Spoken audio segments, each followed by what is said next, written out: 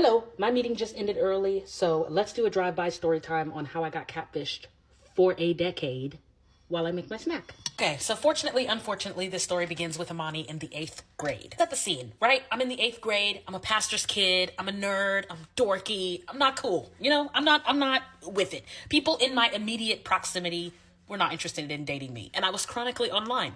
And at the time, I was dating both men and women online. So I meet this guy on Facebook. Let's call him Joe, okay? Me and Joe get to talking. We talking. Now, I knew Joe was older than me. You know, mid to late high school age. There was a little bit of a gap, okay? Now, and I wasn't worried about the gap because I fell for the groomer's line. You're so mature for your age. Shove it. Me and Joe, is that what I called him? Joe. We talking, child, well into my high school career, okay? I'm a good sophomore by the time things get wild. And the reason that things get wild is because I gave up on Joe. He wasn't treating me the way I needed to be treated, and I gave up on him. And I dated a woman. I started dating a woman, also online. Now, as I'm dating this woman, things are going well. It's like my junior, senior year. End of junior year, early senior year. And I'm dating this girl. Everything's great. Joe comes back into the picture. Hey, listen, I know how everything ended. I really just want to be friends. I'm really sorry for how everything ended up. So my dumbass, of course, I'm like, yes, of course. Come back into the fold. Let's be friends. Oh, little did I know that my girlfriend at the time had gone behind my back and started talking to Joe. So then they decide that they're going to break it to me via a 3-way phone call. Y'all remember back in the day we used to do them 3-way phone calls? Somebody would be on mute. So whatever, we get on the phone. They say, Amani, listen, we both love you, but we love each other more. We love each other romantically, and we really want to be together, and we would love your blessing. 333 on my clock. Ugh. So y'all, I am distraught, okay? Not only did he not treat me right when we were together, but he stole my fucking girlfriend. So obviously I get to the point where I'm like, you know what? Fuck both of y'all. I cut both of them off. Snip, snip, ho. Now, here's where the twist comes in. All this went down like my sophomore going into junior year. Fast forward, I'm now in undergrad, okay? I'm in undergrad. And I get a phone call from the girl that I was with, my ex-girlfriend. And she tells me, hey, did you know about Joe being a catfish?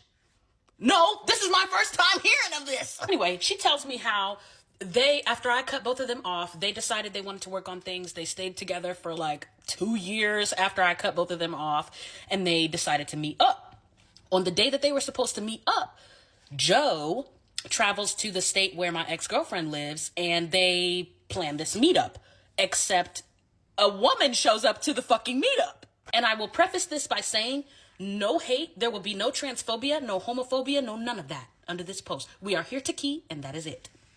But anyway, child, Joe was not who Joe said they were. And so she's telling me all of this, and I'm like, what is going on? This was it, but unfortunately it's not. Fast forward again, it's my senior year of undergrad. I'm preparing to graduate, and I had gotten a job as the general manager of a local spa chain. So one day I'm sitting at my desk working, welcoming guests, doing whatever I do because I'm a bad bitch. And I get a DM from someone who has the same face that I recognize from Joe. Stay with me. So long story short, the person who actually owns the face that Joe was claiming to be theirs hits me up saying, hey, listen, I know that these things have happened. I actually spoke to your ex-girlfriend. She let me know who you were. I just wanted to reach out and say, I'm sorry. I never knew about any of this. I'm like still finding out in waves about the hundreds and hundreds of people who have been catfished by this person. So I'm like, my God, you know, thank you for reaching out. Like, this is cool. You know, I really appreciate you reaching out. He gonna say, I would love to make it up to you by taking you out on a date. Hello? And what did I say? Yes, because I was still attracted to that face and I was confused. Don't you judge me. And whatever, the date was great, but obviously we ended up not staying together. I'm married to my wife. But yeah, that's the story about how I got catfished for about 10 years. Feel free to ask whatever questions you have, because I probably have the same ones. Story time on how I started beefing with a murderer. Nah. Story time on how we started beefing with a murderer. We nigga! So 4 days ago, I was at work and this dude is right next. Is he here? That was him trying to kill me before I could tell the story. So I was at work and this dude came next to me. He was like, hey. Oh, who are you? I was like, hey. He was like, damn, my fault. I just thought you was cute. Man, what the fuck is you talking about? He was like, what's your name? I'm like, my name is Taylor. He's like, oh, okay, type shit. And then he walks off. I'm really thinking to myself, like, I hope he not on no weird stuff trying to ask for my number or something. Because mind you, like, we're co-workers. We're at work. Mind you, he's a supervisor. Why is there an 18-year-old supervisor? I don't know. But he came up to me at the end of my shift and he was like, I feel like you like Deftones. Bitch, what the fuck that mean? You trying to say I'm emo or something? I'm like, yeah, I like Deftones. He was like, oh, for real, me too. He like, what's your favorite song? I'm like, Deftones. Hey, she was a skater, boy. That's where he's making small talk conversation. And then he's like, well, can I get your Instagram? And I'm like, no. I don't know how to professionally turn somebody down, so I just said yes. Are you dumb? He gets my Instagram, I go home, whatever. He doesn't text me that night, but next night, he's texting me. He's like, hey, what you doing? Blase, blase. 30 minutes into the conversation, dude just gets to trauma dumping on me like crazy. He like, I be beefing with my chick while I'm in jail. Like, I got 30 bodies. He's talking about he witnessed 9/11. Like, when he was in the 3rd grade, he still. Like, he's just trauma dumping on me. I'm just like, do you know you have 30 minutes? We're really talking for 30 minutes? You know that it's been 30 minutes? 30. It tells me that he got arrested for attempted murder. Oh my god!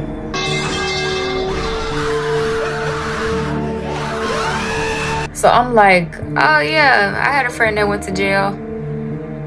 It's like when somebody come out to you and you be like, oh yeah, my cousin's gay. Bitch, what? Mind you, my friend got arrested for stealing, not killing. I'm trying to act like I can relate in some way so that it don't get awkward and so that he don't fucking kill me. Fast forward, he's still trauma dumping on me. And I have to end the conversation because it's getting really draining and it's also really corny. Like, need your love, I need your time. I'm like, you know what, gang? It's 7 p.m. It's probably past my bedtime. I'm finna go to sleep. Good night. Next day, same ordeal. He's trauma dumping on me like crazy. And I'm like, you know, gang, do you only come to me to vent? Like, this is actually not okay. And he was just like, I'm sorry, I don't know what to talk about. Like, I really just don't know what else to text you about. I really want to text you. I'm just scared to text you. You're not scared enough. If you trauma up on me talking about something, you went to jail for attempted murder and you trauma up on me like no other. I know your whole entire background story. You can't tell me my favorite color. Do you even know my name? Like, so on day 4, 2 days ago, he is texting me and he's talking about how much he like killing. What did you just say to me? What did you just say to me? What? And he sent me a reel. And I'm like, what's this? I'm not opening this reel. What is it? He like, oh, the entire account is people getting shot in the head. This was the only video on that account where nobody died. Okay, rewind a little bit because I forgot to mention this. On our first conversation, he sent me a reel out of nowhere of this dude having a gun to his head. And then got upset because I left him on red. Anyways, so I was like, don't send me shit else. And I was really starting to plot on how am I finna get out of this? How am I finna block him without him getting mad? So I was like, you know what? Let me try to change the subject. I was like, okay, just stop talking about how much you like killing people. Can you change the subject? He was like, oh, I don't like being shushed. You know what? Let me change the subject before I break character and make you my next victim. You do not gotta tell me twice. Oh, nah, we gotta go. I don't even play like that because one thing about it is if you do become a victim, nobody's gonna feel bad for you because the signs were there. Like he flat out told me he was gonna kill me. I restricted his account. I couldn't block him yet because I knew if I blocked him, he was probably gonna fucking kill me. And I'm coming up with a plan. I'm like, I gotta block him at an inconspicuous hour. And I gotta do this very deliberately. Like I gotta plan this. Like I gotta plan this out so he don't get too mad. So he doesn't text me for the rest of that day. And he doesn't text me the next day. Perfect. This looks like I'm blocking you because you didn't text me. So I blocked him. The next day, well, yesterday, I'm at work and he comes up to me. What's up, Taylor? Long time no see. Why'd you block me, Taylor? Oh, did I block you? Block button? No, like I was trying to, the block button is right next to the post notifications button. I was trying to turn on the notifications for every time you post. I would never block you. Hey Siri, Call 911. I didn't say nothing. I pretended like I was busy. And then he was like, why'd you block me? I was like, boy, stop. Stop. He is like, did you block me because I didn't text you yesterday? Perfect. One thing, y'all can call me dumb, but y'all can't call me stupid. I'm a little bit smart, y'all. Y'all see how that plan worked? I'm like, maybe. Whole time I blocked him because he said he was gonna kill me. And then he like, can you unblock me so we can talk about it? No. No, I don't want to talk. No. And he was like, all right. What do you mean, all right? No, wait, come back. Yeah, he just walked off. I never heard from him again, but that was also yesterday, and I don't think he was at work today. So if I end up missing... Y'all, let me tell you this crazy fucking story time about how when I was a minor, I was a juvenile, I was underage, I was meeting up with my homegirl to buy some gardening supplies in Nashville, okay? And long story short, I get caught or whatever, and then the police tell me that I'm going to have to go undercover for them. I'm not bullshitting y'all. Please listen to this. I am 17 years old, and I just got off the phone with my homegirl, and I'm like, hey, can you meet me at the old Kmart in Madison to, you know, so we can meet up? And y'all know what I'm trying to say. And so she's like, yeah, okay, woo. So we get there, boom. I pull up, she pulls the other way, you know, we right here, window to window. Boom, she hands it to me. She swerve off, mad quick. Boom, so I get to pulling off. All of a sudden, 2 fucking undercover cars come and like box me in. I'm a 17-year-old girl, and by the way, my father, who I was living with at the time, was a Metro police officer. Yes, he was. So I am already spooked because I'm already thinking that these freaking officers that is bum rushing my car is about to know who my dad is. So boom, they get to telling me, yeah, we saw, you know, what just happened. We saw you get whatever from her car. So if you don't, then here comes the intimidation. If you don't want to go to jail, then you're gonna do what we need you to do. They were asking me who was in the car, like what, they clearly saw that I was just getting some gardening supplies. So they was like, who was that, and I told them, like, I'm not gonna say who it was, like, what the hell? And they were like, okay, well, you know, you need to cooperate, and if you don't, then basically we're gonna take you to jail, like, right now. So I'm like, I'm internally thinking, like, what the fuck, if I go to jail, my dad is going to fucking kill me. So they get to telling me, or you can, you know, cooperate and you can help us with something that we're working on. I swear to God, if I'm lying, I'm dying. If I'm lying, I'm dying. They did this. They're gonna tell me, okay, well, we are running a prostitution sting on Dickerson Road. And basically you're going to be our decoy. I said, what? Come again, say what? You want me to act like a fucking prostitute, bitch? You want me to walk up and down Dickerson Road and act like a fucking prostitute? They say, yeah.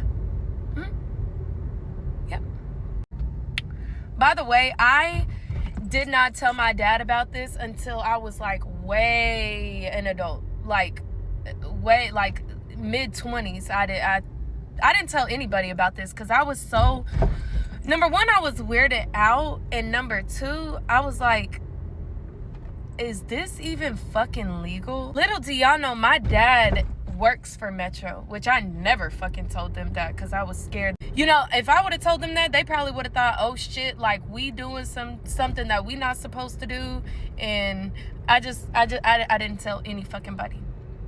I didn't even tell my homegirl that got me into this mess until like years later, because she had asked me whatever happened, you know, with what went down at Kmart, because as she was swerving off real quick, she seen I was getting rushed by the 2 undercover cars.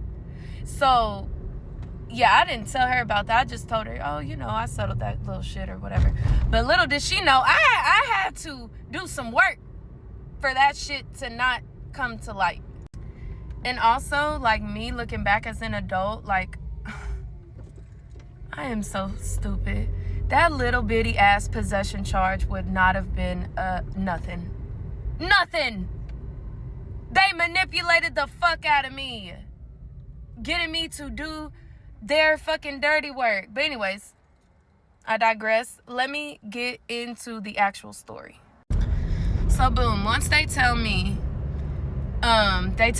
you know, they got a prostitution sting that they're working on Dickerson Road and blah, blah, blah. And we're going to meet up later this week and they're going to tell me, you know, everything of what to do. I'm never going to be alone.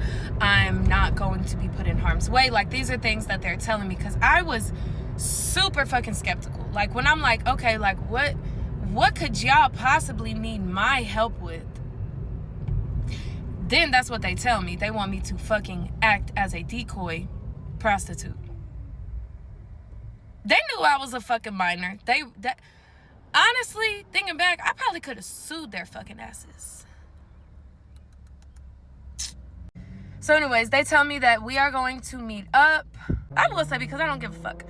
Right there on Dickerson Road, there's a street right before Fern. It's like a little side street. Fern Avenue or Fern. It's just called Fern Street or whatever.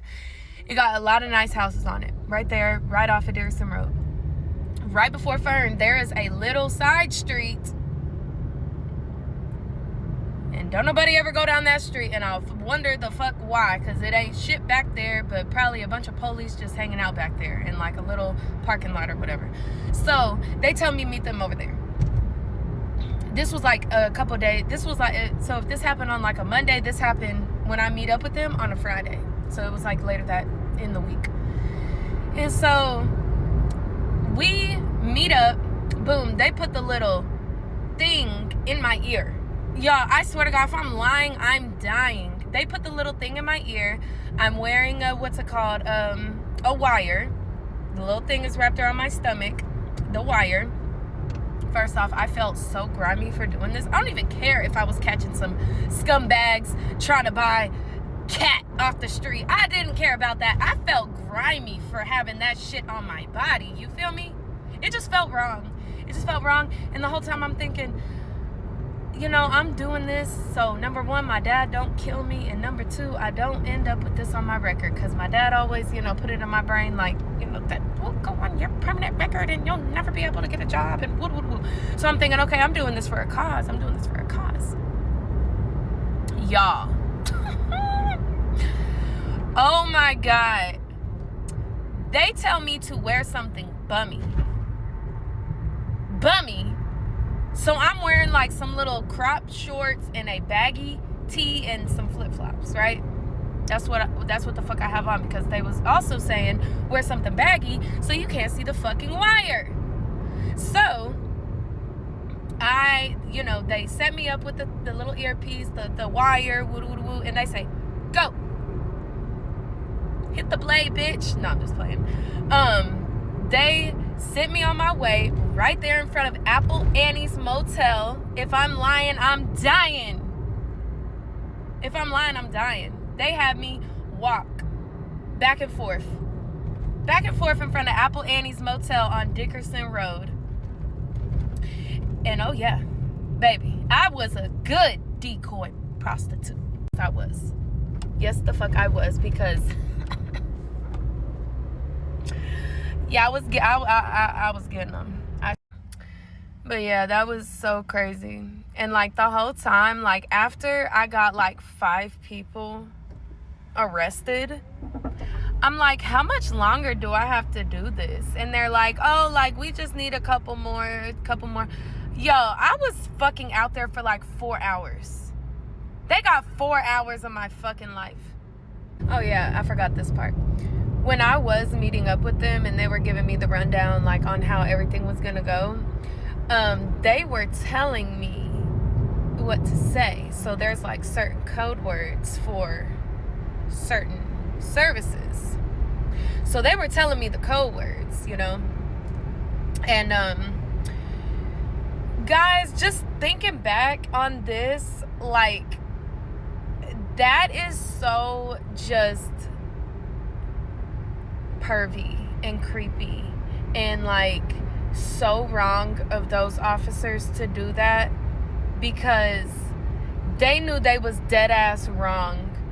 Number one, no parent guardian of mine was around. Nobody knew what I was doing except for me and those police officers. Nobody knew. They didn't get consent from my mom, my dad, nobody. And I am a fucking minor. I am not 18. You know, I always been a baddie, you feel me? So that's why they were like, ooh, you would be perfect for this operation we got going on. And they manipulated me into doing it. So I don't even know how I just remembered that shit, but that is my story time for today. Your girl done lived many lives, okay? But that is another crazy story time that I have. Yeah. Now, you guys are going to think I sound crazy, but racism is literally the reason why I can't drink out of plastic cups anymore. I'll tell you why. I was at a party with a man I was dating for years at this time, and I had a baby. I had a baby with me, and I can't remember if it was like a Memorial Day or 4th of July or something like that. I don't know what it was, but I go over to his family's house, and this is his extended family. I've met all his other, brothers, sisters, whatever, already. His mom, his dad. This is his extended family. This is cousins, his aunts, his things like that. So I'm at we go to their house for some type of event. Something to do with fireworks. I can't remember the exact day. But we're there. We meet up at his aunt's house first, and then we're going to go to his cousin's house, which is her son. So we meet up at the aunt's house, and as soon as I walk in, I can already feel the vibe. If you know, you know what I mean? So anyway, as soon as I walk in, I, they're like meeting each other, and they're like, hi, and you could just feel kind of the tension fill up in the room. And so next thing you know, like, I'm offered a drink, and, like, everybody else had glass champagne flutes, right? Tell me why, like, and I saw her just before that, she gave her niece a drink, and then she asked me if I wanted one. So tell me why. And I saw where she got the cup from. So she goes to a completely different counter or area or cabinet, and she goes and gets out a plastic cup. And mind you, like, I'm the only black person there. I'm the only black person in the room. And she goes and gets a plastic cup and serves me champagne in a plastic cup. Like, that's so disrespectful. I didn't even drink it. I didn't even touch it. Like, I was so offended. Like, because one, I know you thought I didn't know the ignorance that's behind serving someone champagne in a plastic cup. But the fact that you did it, like, right in front of me, thinking I didn't know, like, I could already feel the tension in the room. So to this day, like, I cannot drink out of plastic cups because of racism. Y'all know I love putting y'all in my business so nobody else has to. Boom. Let me tell y'all about the time that I got left in Vegas for 2 weeks by this boy who I barely fucking knew. Then ended up randomly meeting this boy at the bus stop who then introduced me to his sister who was on fucking drugs, who then introduced me to her dad who ended up pimping us out. Then I ended up getting caught in this thing. I ended up going to jail. Mind y'all, I was 17. Then ended up getting questioned by the police because the dad who ended up pimping us out was wanted by the police for fucking human trafficking. So boom, y'all, I'm walking from the bar station, right? I see this fine-ass chocolate nigga pull up on me, you feel me? He pull up on me, he got his own car, mind you, I'm 17, I'm green as fuck, I had just started hoeing, you feel me? My nigga who I was fucking with was in jail at the time, mind you, this was my first love. I did a story time on him and how he got shot and killed in front of me, so y'all gotta go check that out. So, he was in jail, so, when this fine-ass chocolate nigga pull up, I'm like, okay, you feel me? He ended up getting my number, me and him ended up chit-chatting, we ended up linking up, I ended up fucking on the nigga, and he ended up convincing me to go to Vegas with him. Mind you, I had never been out California before, so I'm like, you know what, this is the perfect opportunity for me to prove myself to my nigga, like that I'm that bitch who could really get some money. was a runaway. I had already dropped out of school. Like, you know, I was just ready. So anyway, me and the nigga had linked up a couple more times. And I ain't gonna lie, y'all. Like, it was literally like he was like my best friend. Like, even though me and the nigga barely knew each other, it seemed like we knew each other forever. Hold on, you know, I don't want my lips chat, but it seemed like we knew each other forever. So we had said we was gonna get some money together to get on Amtrak. But I had kind of already told him, like, look, I don't have no money to buy the Amtrak ticket, but I can definitely make the money once I get out there. You know, like, I knew how to talk to a nigga, like, to, you know, get what I want. So he was like, okay. So my whole thing was, even though I was hunching on a nigga and shit like that, and I barely knew the nigga, my whole goal was I'm trying to get to Vegas. So that's all I gave a fuck about. I didn't give a fuck about nothing else. The nigga ended up buying my Amtrak ticket. We ended up getting on Amtrak. We doing crazy shit. We, mind you, not to even mention, we arguing and we fighting like we done been together. Like, it was just crazy, like how toxic it was so fucking fast. Like, and mind you, I only had knew the nigga like within 2 weeks before we got on the Amtrak to go to Vegas. So we on the train, we arguing, we fighting, we doing hella shit. We hunching in the back of the train. We doing all type of shit, y'all. We get to Vegas, his dad ended up picking us up. His dad and his dad's little young ass girlfriend and they baby or whatever. So they pick us up. The dad already asking for how old the fuck I am. Because y'all see right now, I probably look like I don't know how the fuck old y'all think I look. Probably no older than like 21, 22, baby. I'm 29. So just imagine how young I look to be at 17. So they already fake way knew that I was hella young. So they already was questioning shit, but he already like put me on to tell them that I was 18. So I'm like, I know I'm 18, like whatever. So they asking to see ID and shit, but I'm like, I don't have no ID. So they already was like, bitch, you 18, but you ain't got no ID, like whatever. But he was like a young dad, so he was kind of hip to like what was going on. So he was just kind of like, whatever, like just don't involve us in no bullshit. Like, y'all need to go get some money. We could drop her off right here. She can make some money. Y'all can get a room. That was the plan. We was only supposed to really go there just to drop our clothes off and then, you feel me, make some money and do our own shit. So boom. We get to the strip. I don't know what the fuck I'm doing. I had never been out there before.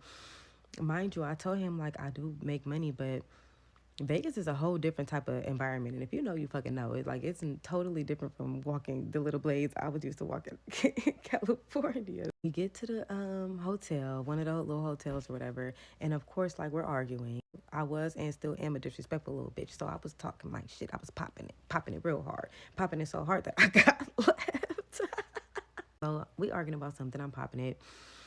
He ended up storming off, basically, and he was just like, bitch, you need to make some money. So, but I'm just like, you know, I'm thinking that he's kind of like show me how I'm, like, what I'm supposed to do. Like, he did kind of give me like a little rundown of what I was supposed to do, but like, he didn't really like tell me, like the last nigga told me, you know? I'm walking around, I'm trying to find something, but ain't nothing coming my way. I'm honestly kind of scary at this point. Like, I don't even know what the fuck is going on. So I'm just like, I want to get my shit, and I can just, you can do your shit, and you can do your thing, I can do my thing. And the nigga was not trying to give me my shit, y'all. So long story short, the nigga ended up blocking me. Like, I guess, like, whoever he was with was basically telling them, like, I ain't on shit, like, they need to leave me alone with it, woo. And he left me. Like, nigga literally just stopped talking to me, like, didn't give a fuck about me being out there, didn't give a fuck about that he had my clothes. That's all I literally had was my purse, my phone, the clothes on my back, and no fucking money. Just imagine being 17 years old, you in a brand new city, you never been there before, you don't know nobody.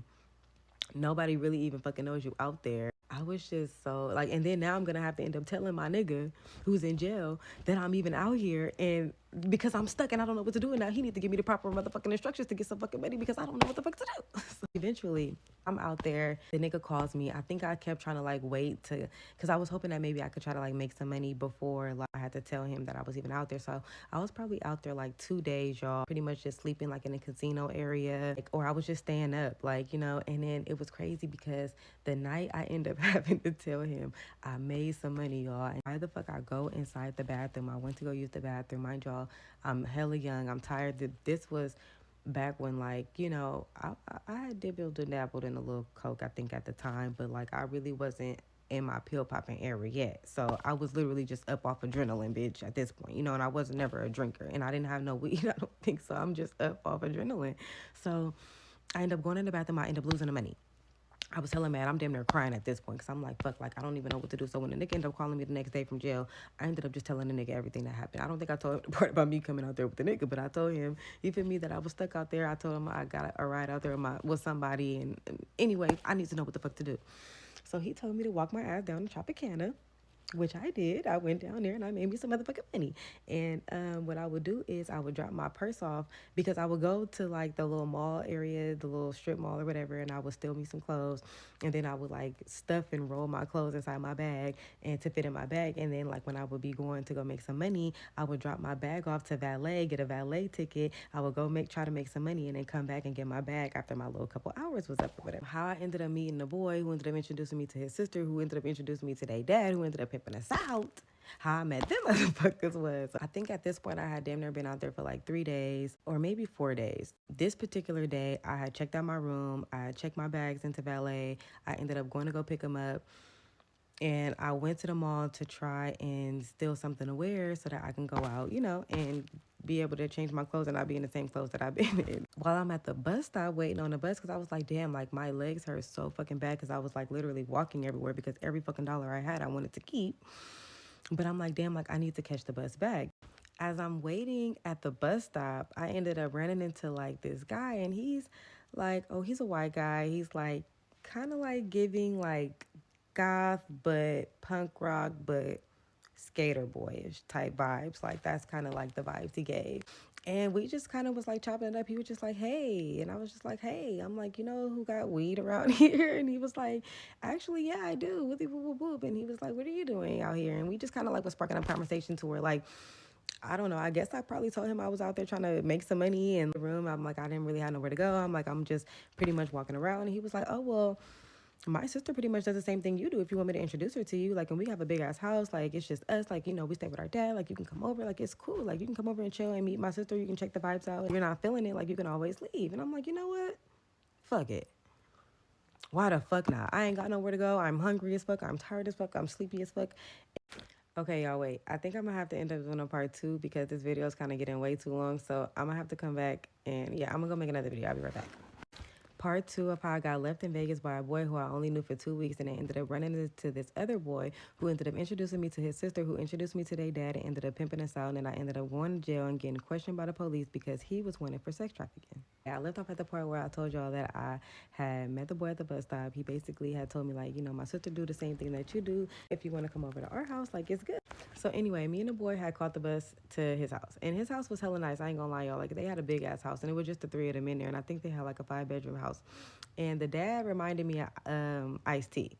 Like, he reminded me just of Ice-T. He was light-skinned, he was short, he had like a slick back, like little ponytail, but he was balding at the top, like looked just like Ice-T, I swear to God. Introduced me to the sister. The sister was hella pretty. Like, me and her instantly clicked, y'all. The same as me and the brother. Like, I don't know. I think at that point I was going to instantly click with anybody because I needed a place to go. I'm a social butterfly. Like, I'm just that type of person. Like, I could vibe with literally anybody that I meet. That I'm a Taurus. That's just me. But anywho, so everything was going good. I was there for like a couple days. She ended up introducing me to her other friends, and they just gave like rich vibes. The other bitch, they pulling up in Benzes, they flashing all the money. Like, she telling me how she be seeing all these elite tricks and how, you know, she's pretty much like walking me through like how to work Vegas and all this other shit. Maybe I probably was at their house for like a week before I ended up getting caught in this thing and going to jail. Like, the first 2 to like 3 days, she was pretty much like just telling me how everything worked. And then like the dad, he was kind of really weird. He would just be like telling me how pretty I am and how nice my body is and how I should be a model. He would be like, oh, like, you know, you should spend a night in my room, you know, we don't have to do nothing or anything, but like, you know, I think like you should just spend a night in my room. You know, he would just make little slick comments like that. And then one day, like, the daughter had heard him ask me that, and she was like pulling me to the side, like when he wasn't around, and was like, you know, don't spend a night with him. I don't care what he say, you know, my dad's cool and all that, but he does this to like a lot of my friends, and I just don't do it.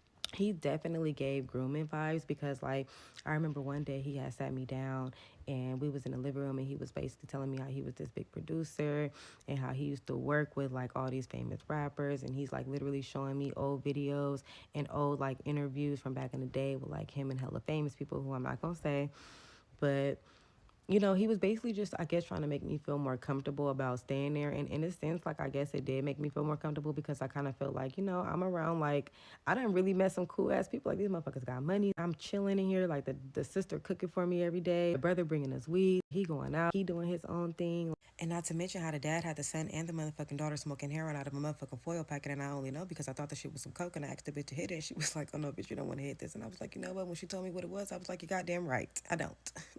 I mean, it was just cool. So, boom, it got time for us to get some money. So me and the sister, we go out one day. She ended up finding this trick for us or whatever. We did a double. Everything went cool. Ended up getting to keep my money. She kept her money, I guess. You know what I'm saying? And then the next day, I noticed, like, he was, like, even, like, the first day when me and her went out, like, the dad was hella texting her, like, did y'all make some money? Like, where y'all at? How y'all doing? Like, what's going on? And, you know, she was just kind of telling me, like, oh, he always does this. Like, you know, he's just checking in on me. Like, you know, he's kind of like my bodyguard. Like, he just makes sure, like, everything goes smooth. So like I said, the first day we went out, it was just me and her. And I mean, it was always just me and her, but like the dad was more so involved more the second time. Like he was like, he wanted my number.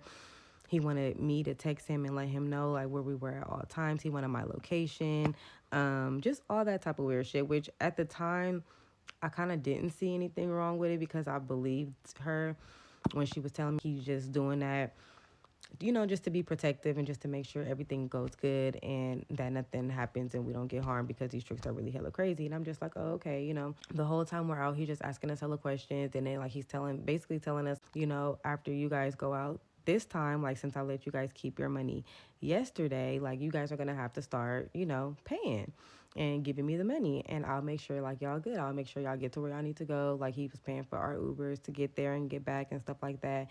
And I was like cool with because I'm just like, okay, well, I am staying at these people's house. Like, you know, why not? And it was only the first time, you know, that I had went out and he had said I had to do that. So I was like, okay, maybe this isn't going to be like an everyday thing. So we went out. I think I had made some money and I was telling him like how much I was making. Like I was telling him every time I got off a date. This was like maybe, I think like maybe like the fourth day that I had went out. Andrew, he was still asking me every night, like if I could sleep with him, asking me if I can come in a room with him, asking me to send him pictures. He's sending me pictures and shit like that. And I was just kind of thrown off, but I was like just trying to play my part because like I said, I needed somewhere to stay.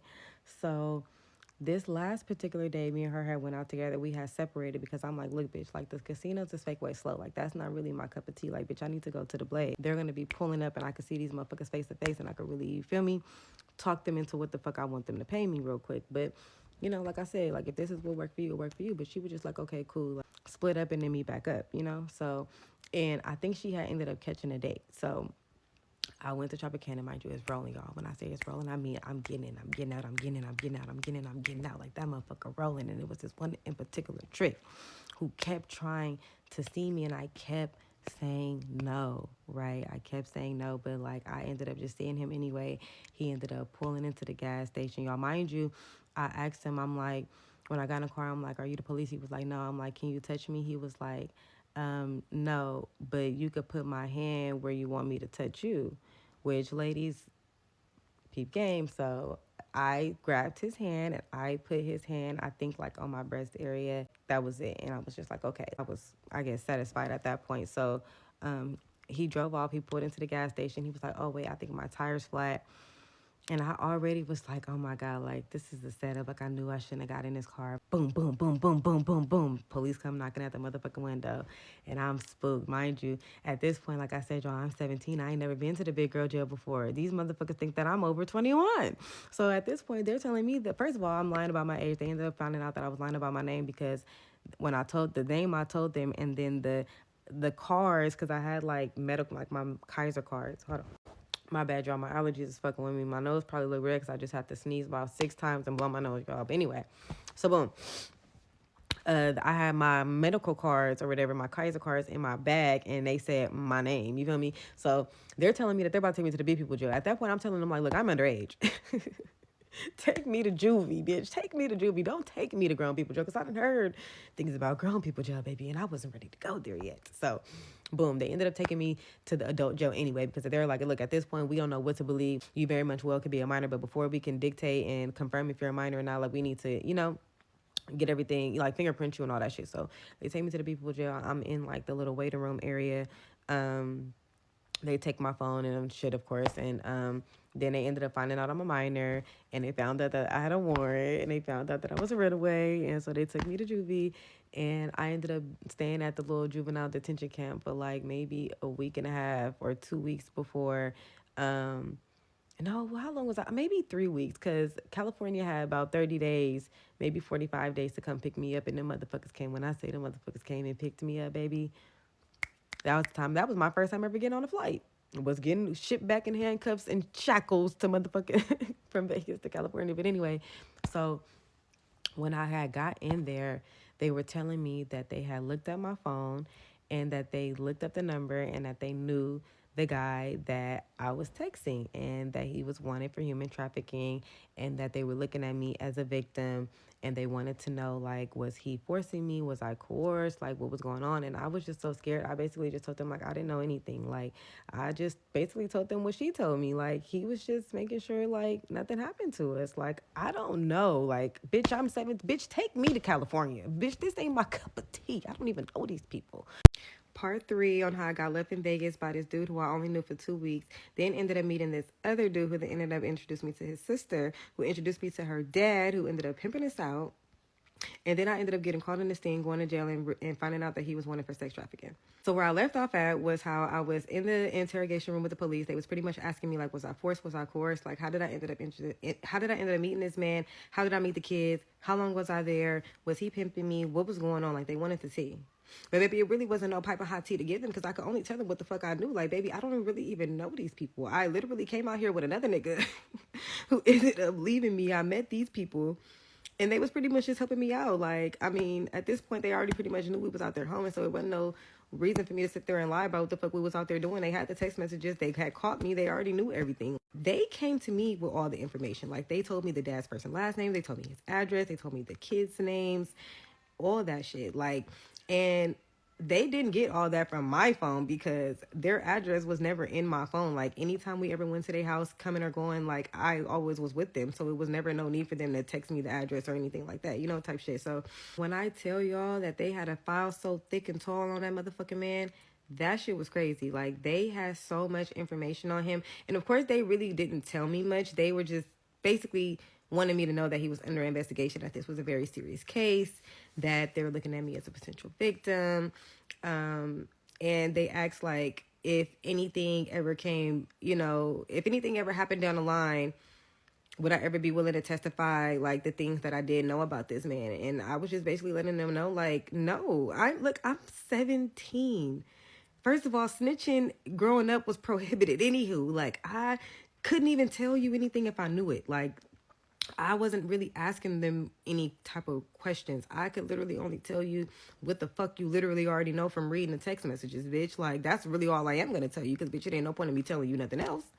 Like, it's nothing else I could really tell. I really did not know any real personal information about any of these people. I didn't even know if the names they gave me was even their real names, but it was. But anywho, as I said before, I ended up staying at the detention facility for a couple weeks. California did end up coming out there. They sent the 2 officers out there to fly out there and get me. I flew back. They did have me in handcuffs and shit when I was walking through the airport and shit, which was so fucking embarrassing. But they knew how embarrassing that was for me because I was like, look, I know I'm a bad girl because obviously I wouldn't have to get on the plane to come get me, but I'm really not as bad as a girl as you think I am, so please. Like, let's be modest here. You know what I mean? So let's keep it cool. They did put a jacket over my handcuffs so that the people who were walking through the airport, I mean, they knew I was being escorted, but they didn't know I was in handcuffs. They ended up buying me some Burger King. We talked, we chit-chatted, boom, went to jail. Got out of jail, ended up getting back in touch with the girl because we did have each other on Instagram. Like, I didn't end up getting my phone back, so I didn't have her phone number, but we did have each other on Instagram, so I messaged her on there. And keep in mind, y'all, I had not talked to this girl since I went to jail. So the last time we had talked, all she knew was that I was going on dates back to back to back to back to back. All she knew was that I was telling her I was going to meet up with her a little bit later, all this little shit. So we had never talked. I didn't even know if she even knew I went to jail. You know what I mean? So when I did finally talk to her, she did tell me that she did know I went to jail because she said her dad told her. And I don't know how the dad found out that I was in jail. Maybe like the police questioned him about me and that's how he found out. But Yeah, because another thing I forgot to mention was that when I was with the police, they was basically trying to they were trying to really emphasize how important it was for me to tell them what they knew, because he was literally 40 plus years old and I was only 17 years old, and his kids were also very young. So this has been going on for a long time, and they were just trying to get me to see that that wasn't right, which, I mean, duh, bitch, I can hear it and hear it doesn't sound right, but it's nothing I can really do for you or tell you. Anywho, the dad ended up telling her that he knew that I was in jail, so that's how she ended up finding out. But at that moment, she wasn't currently staying with her dad. I believe she told me that he was in jail, so I do believe that he went to jail.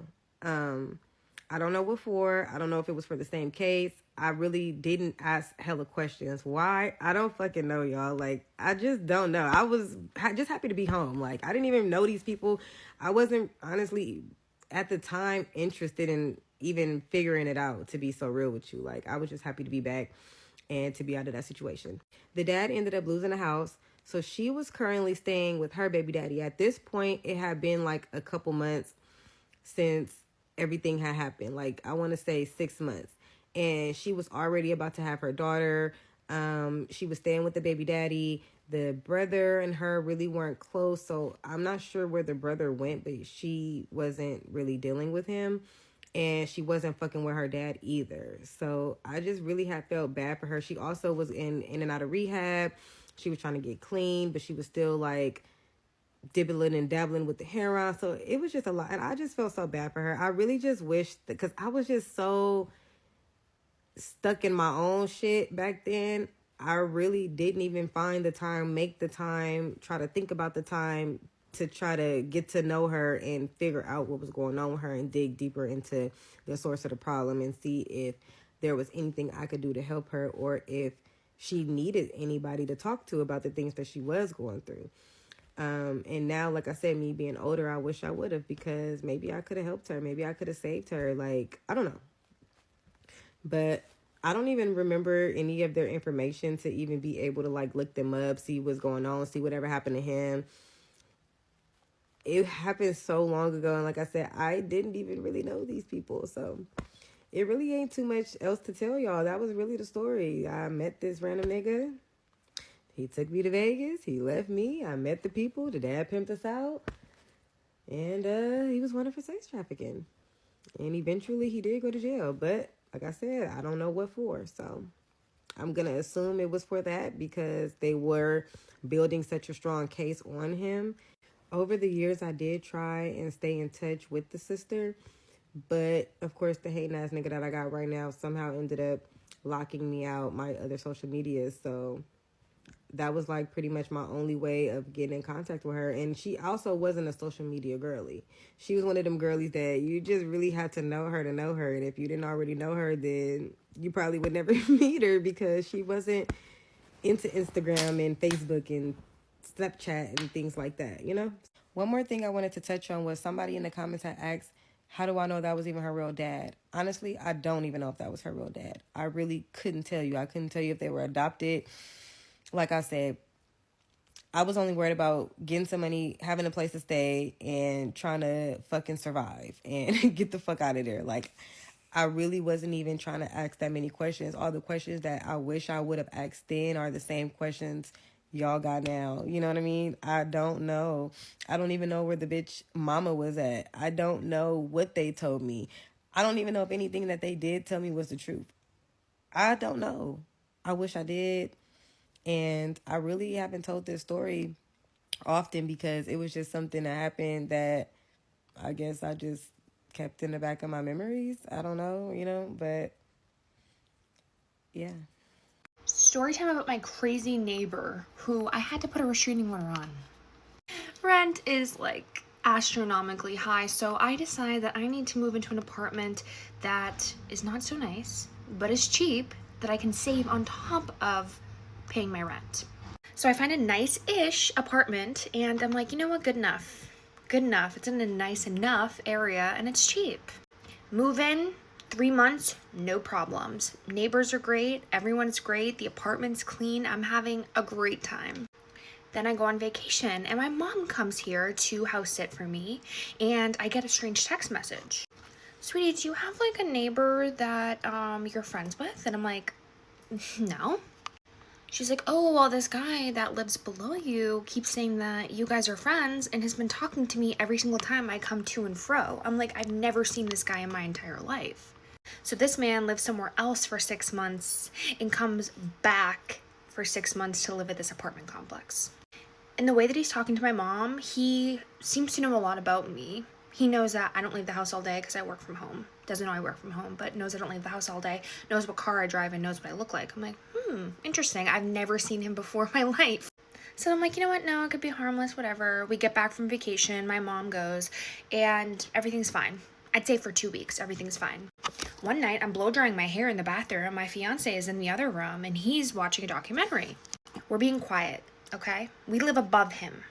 All of a sudden, blow drying my hair, I hear a on my door. I'm like, it's like 10 o'clock at night. What is someone doing? And the way my apartment's set up is you can't get into the building unless you live here. So someone at my door must be someone that has access to the front door, so also lives here. I'm like, ooh, let me go answer it because I don't think my fiance even heard the door. I'm like, oh, it could be like the neighbor across the street or something. Let me go check. Looked at the peephole. I'm like, I don't recognize this man at all. So I keep the chain on the door. I open it a little bit. And I'm like, hi, can I help you? He's like, hey, it's your neighbor. You're not even gonna open the door all the way for me. And I'm like, bro, I don't know you. I'm like, yeah, no, I'm a girl. I'm in my pajamas. It's 10 o'clock at night. What are you doing? And I am like being a little bit sassy because I'm like, what the fuck are you doing? I don't want him to think it's okay that he's doing this. But I'm also like, maybe I should have gotten my fiance. So he starts like being a little agitated. He's like, you guys are making so much noise. I'm like, pause. I'm gonna shut the door. I'm gonna go get my fiance and you can talk to him about it. So I'm like, sweetie, there's someone at the door complaining that we're being loud, which is impossible. But anyway, can you go talk to him? My fiance's a 3rd grade teacher, okay? He can de-escalate any situation with anyone being unreasonable. I'm like, just get him the fuck out of here. So they're chit-chatting. My fiance goes out into the hallway, shuts the door. I'm like, I continue blow drying my hair. I'm like, you know what? There doesn't seem to be any threat here. He seems like he's handling it. Well, 10 minutes go by, then 20, and then 30, and I'm like, what the fuck are they doing out there? So I press my little ear up against the door. My fiance is talking to him like he talks to me when I'm being unreasonable. He uses his 3rd grade teacher voice, and he says, come on. What's really the problem here? This guy, he's not taking any reason. He's like, you guys are being loud. You guys are being super loud. I can hear stomping. And I'm like, no. And like, I would admit if I was running around the apartment and being loud, but genuinely I was blow drying my hair, how much noise could that produce, you know? And then also my fiance was in the bed. He had not gotten up.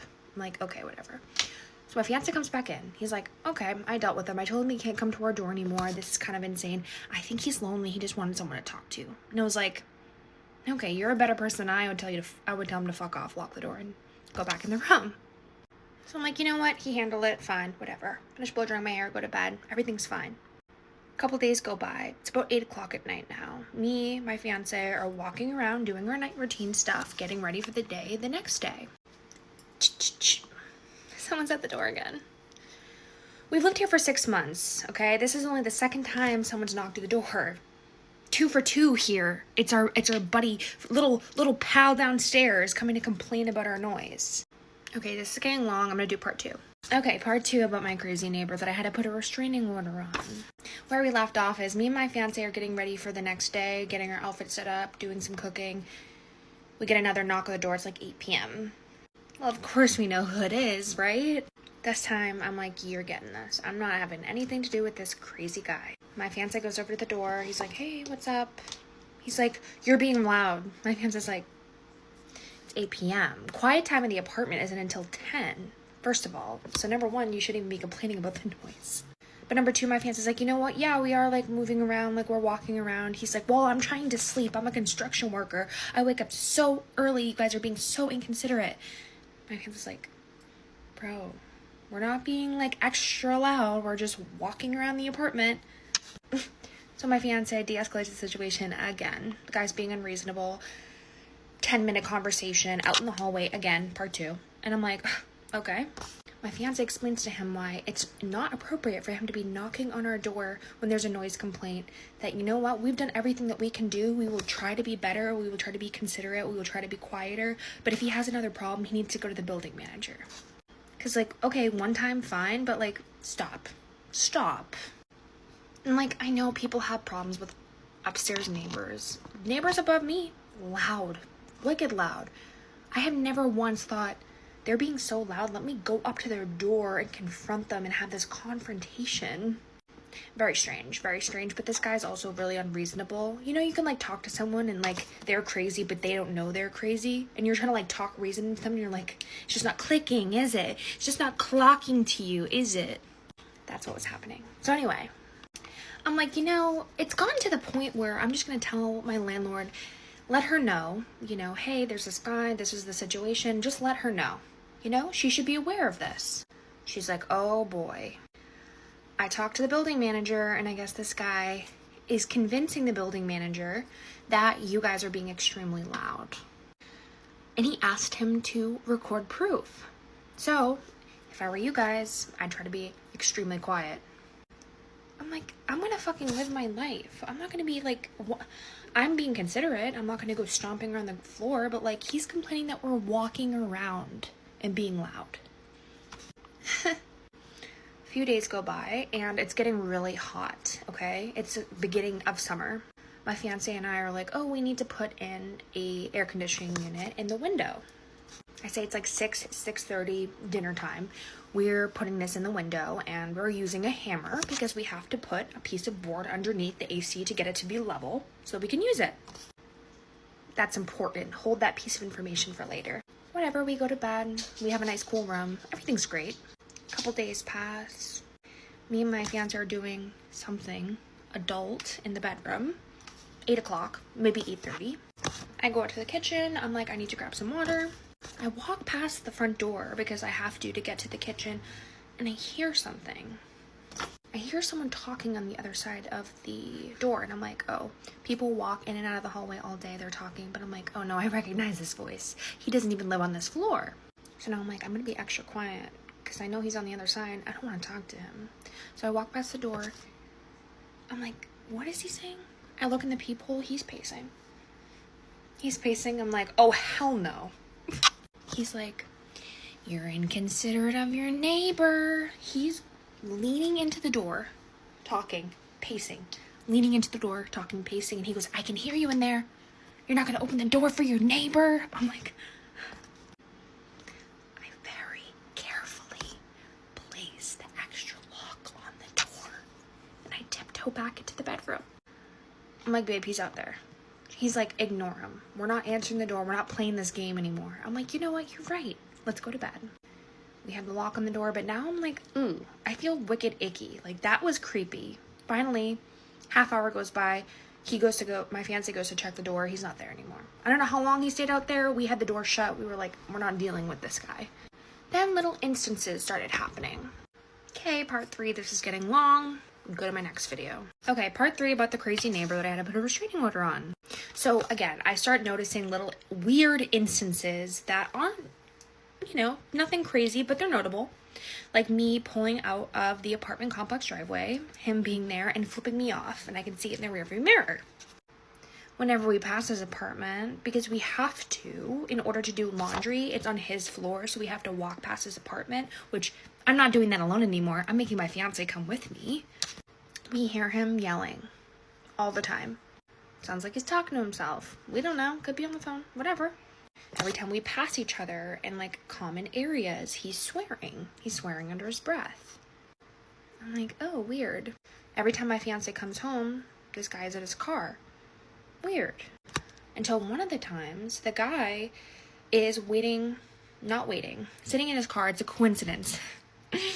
He's waiting in his car for my fiance to come home. The second that my fiance gets out of the car, he also gets out of the car. They have another confrontation in the lobby of our apartment complex. I have no idea this is going on, but I notice my fiance's location is at the house, but he hasn't come in yet. I'm like, oh, that's weird. Let me go see what's going on. I'm like, I kind of had a feeling of what it could be. So I go out there and they're having a confrontation, okay? Same old, same conversation. You guys are being extra loud. My fiance's like, no, we're not, blah, blah, blah, blah, blah, going back and forth. And I go, babe, I come over, I don't even address the guy. I go, babe, can we just like go upstairs? I think I'm doing good, like trying to get him out of the situation. The other guy goes, oh, hi. Hello to me. I'm like, hi? He goes, you see what I mean? You see what I mean? You see how your girlfriend is rude? She's not a very nice person. She doesn't greet me. She doesn't talk to me. She's not nice to me. I think she's just an angry, mean person. My fiance's like, okay, calm down. He puts his hand like this for me to be behind him. And he's like, we're gonna go now. The guy goes, yeah, well, I need both of you. First of all, I must have like my presence alone escalated the situation because when I was walking up, he was not this angry. Something about me is pissing him off. And so anyway, he's like, yeah, we're gonna go back to our apartment now because he can tell like this situation's getting agitated. We start walking towards our apartment and the other guy goes, yeah, and some of us have jobs and we don't sit at home all day and I watch your car and I know that you're not leaving. Okay, creepy. Nobody notices it's creepy. Like, how does that come out of your mouth and you don't think that's weird? You know, that you're watching a woman in your apartment complex. Anyway, we're walking away. My fiance goes, okay, buddy, that's enough. He goes, yeah, what are you gonna do about it? Like, trying to have a physical altercation, okay? Being threatening. Not saying anything threatening, but obviously, yeah, what are you gonna do about it? What do you think that means? My fiance's like, just shook his head and walked away because he's a man, okay? We're not gonna get into an argument. We get back into the apartment, I'm like, I'm calling the cops. No, but for real, I called my landlord and she told me you need to call the police at this point. It needs to be like on record. I call the police, non-emergency hotline. I say, hey, when you have a moment, can you send an officer over here? It's not that big of a deal, but my neighbor is being kind of crazy. I would like a record of it. I would just like him to chill out. I think this will scare him. They're like, yes, no problem, we'll come. The cops come, I tell them everything. I tell them all the situations. They're like, yeah, this guy's weird. I'm like, yeah, I know. This guy happens to be outside at the time. The cops are like, is that him? I'm like, yeah, that's actually him. The cops continue talking to him, whatever. They said we can go back inside. We do. I tell my landlord, hey, I did a police report, just want you to know. But during that conversation with the police, they recommended that I get a temporary restraining order if this happens again. I'm like, I'm already at that point. I don't feel safe. I'm home by myself all day. And like these little instances of him like swearing when we pass each other, flipping me off in the parking lot, it's getting uncomfortable. So I'm like, you know what? When I go pick up the restraining order, I'm going to ask him how I do a temporary restraining order. And then when I pick up the police report, I'm going to ask him about the restraining order. So I go there and I'm like, you need to go to the court and you need to apply for it. So I'm like, okay, whatever. I'm already like here. I'm going to go across the street, go to the court, ask them to please do something about this. I make a report. I tell them all the instances with dates and times, the best that I can remember. I go in front of the judge. They're like, yeah, we'll give you a temporary one for 2 weeks. At the end of the 2 weeks, he'll come in, he'll say his side. You should probably be here and we'll decide if it needs to be extended. I'm like, you know what? It doesn't need to go that far, but I think the temporary restraining order is enough to scare him off. So let's see how that goes. So apparently they serve him the restraining order. I have no idea about it. It doesn't bother us for 2 weeks. I'm like, this is bliss. But the court date's coming up. The day before the court date, my fiance is taking our dog for a walk and of course runs into our little buddy old pal. He's like, yeah, are you going to be at the court tomorrow? My fiance's like, no, I'm working. My fiance's going with her mom. He's like, yeah, well, I'm going to be there with proof of you guys being extra loud. My fiance's like, okay. But like, that's not the point of the restraining order. The restraining order is you're being threatening towards us, not proving if we're being loud. I show up to the court date. I shit you not. This guy comes in with a MAGA hat. I'm like, now it makes sense. Okay, I'm getting long again. I know this is a long story. Go to the next part. Okay, part 4. Hopefully this is the last part of my crazy neighbor that I had put a restraining order on. We're at the court date. He comes in with a MAGA hat. I'm like, okay, that makes sense. You get to the stand. The judge lets us each speak our piece. He goes first. He tells him, that woman over there, this is just like Judge Judy, okay? That woman over there is extremely autistic.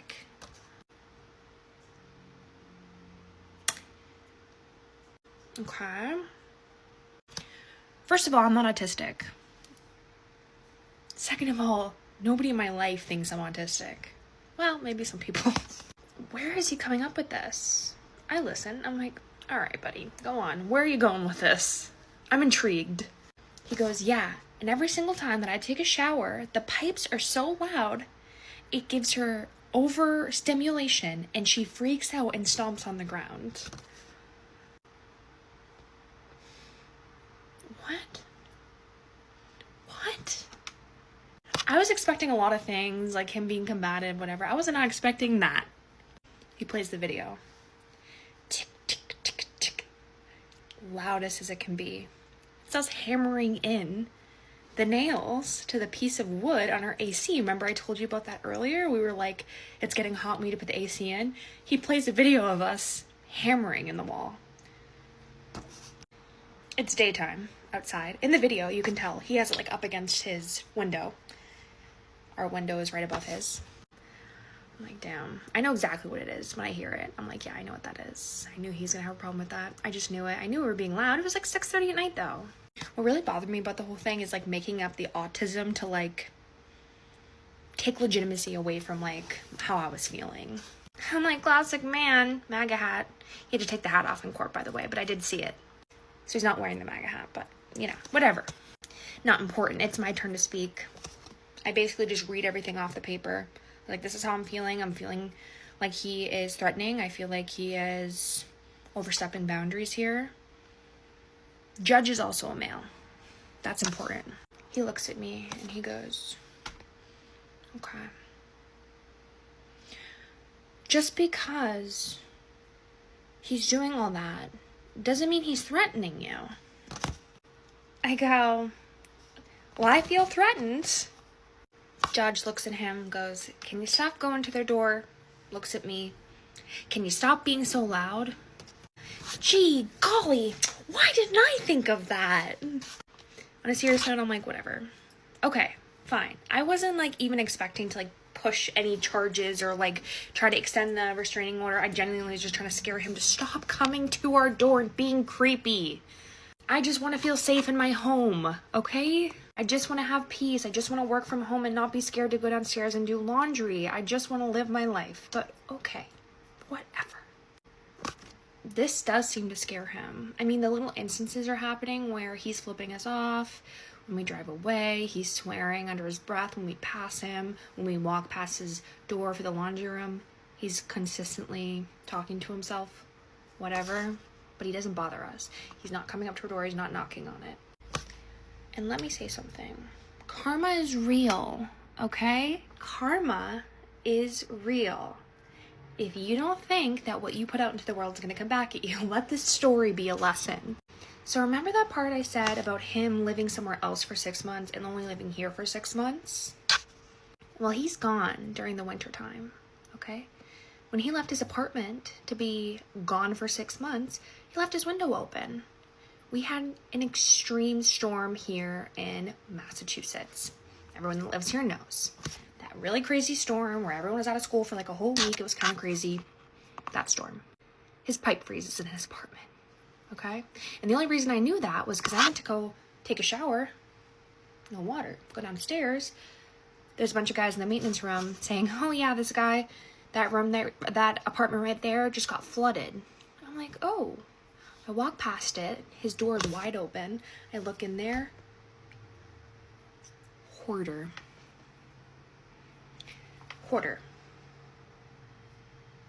Trash up to the ceiling.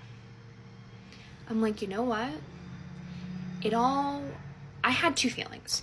First one is I felt really bad because, you know, someone's struggling with mental health. Clearly, right? Like looking into this apartment, that's not a peaceful place to live. He has a non-peaceful place to live, so he's making it, you know, not peaceful for me. Second thing is, you're an adult. Get control here. Stop threatening younger women in your apartment complex because you're unhappy.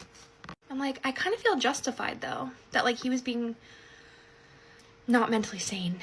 And now, looking in his apartment, you can tell he's ripped everything out of the wall. All the light fixtures ripped out of the wall. Piled high with trash. It's now flooded. I'm like, oh.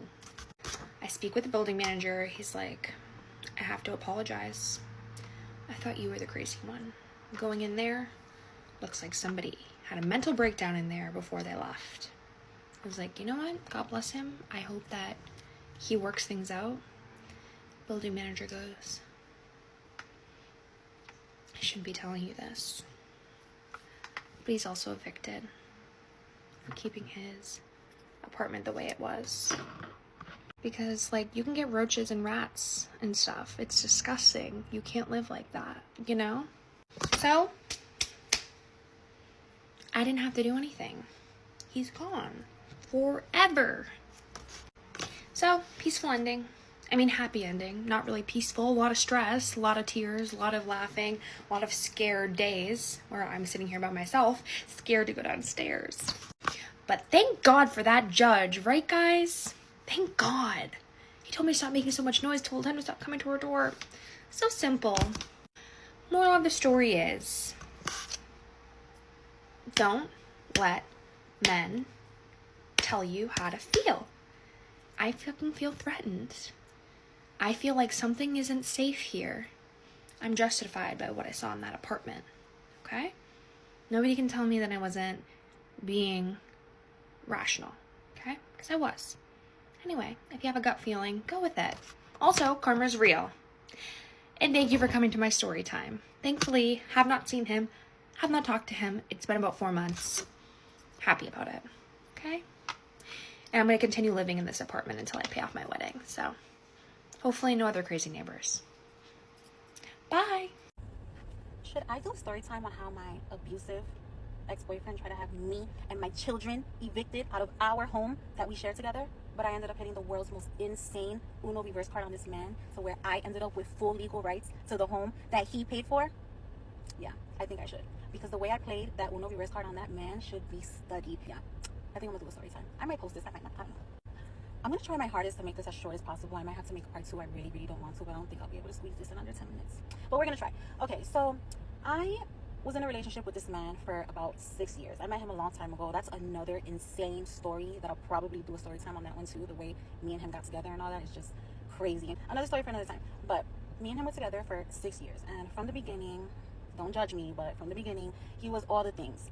Abusive in every way possible. Physically, emotionally, financially, stalked me, insecure, just everything bad. Don't judge me. I thought I was in love. I should have left. I know, but we're here now. I'm not with him anymore, and we're completely done, and that's all that matters. Let me paint the picture a little bit before I really begin. So he is your friendly neighborhood rug dealer, but nothing too crazy, just flowers. But he's not your typical one. He's very successful at it. I give credit where it's due. He was very wealthy. The man had money. That man had bread.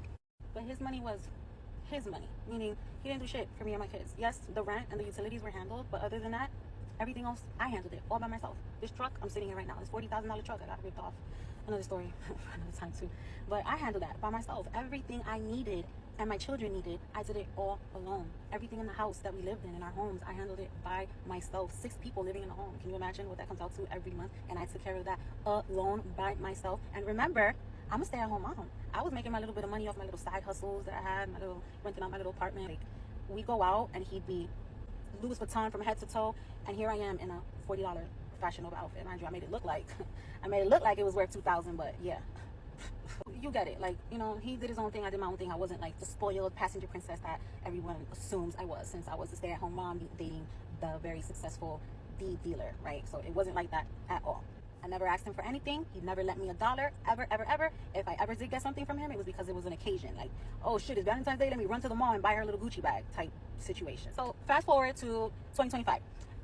Like I said, I handled everything in the house by myself. So all my money always went to everybody but me. Like, the only thing I ever really did for myself was I would get my hair, nails, and lashes. Other than that, all my money went to everybody in the house, including him. Because every single item in that home, I paid for. Everything a human could possibly need, I handled for him, his kids, my kids, and myself. So a couple months ago, I was in a position to where I had saved up quite a bit of money, and I told myself, I'm going to do something nice for myself. I'm going to fly to Turkey, and I'm going to get a little cosmetic procedure done. You can watch what I did on one of my videos on my TikTok. So it was expensive. It started coming out to be a little pricey. So I said, I'm going to ask my man if he can buy my plane ticket.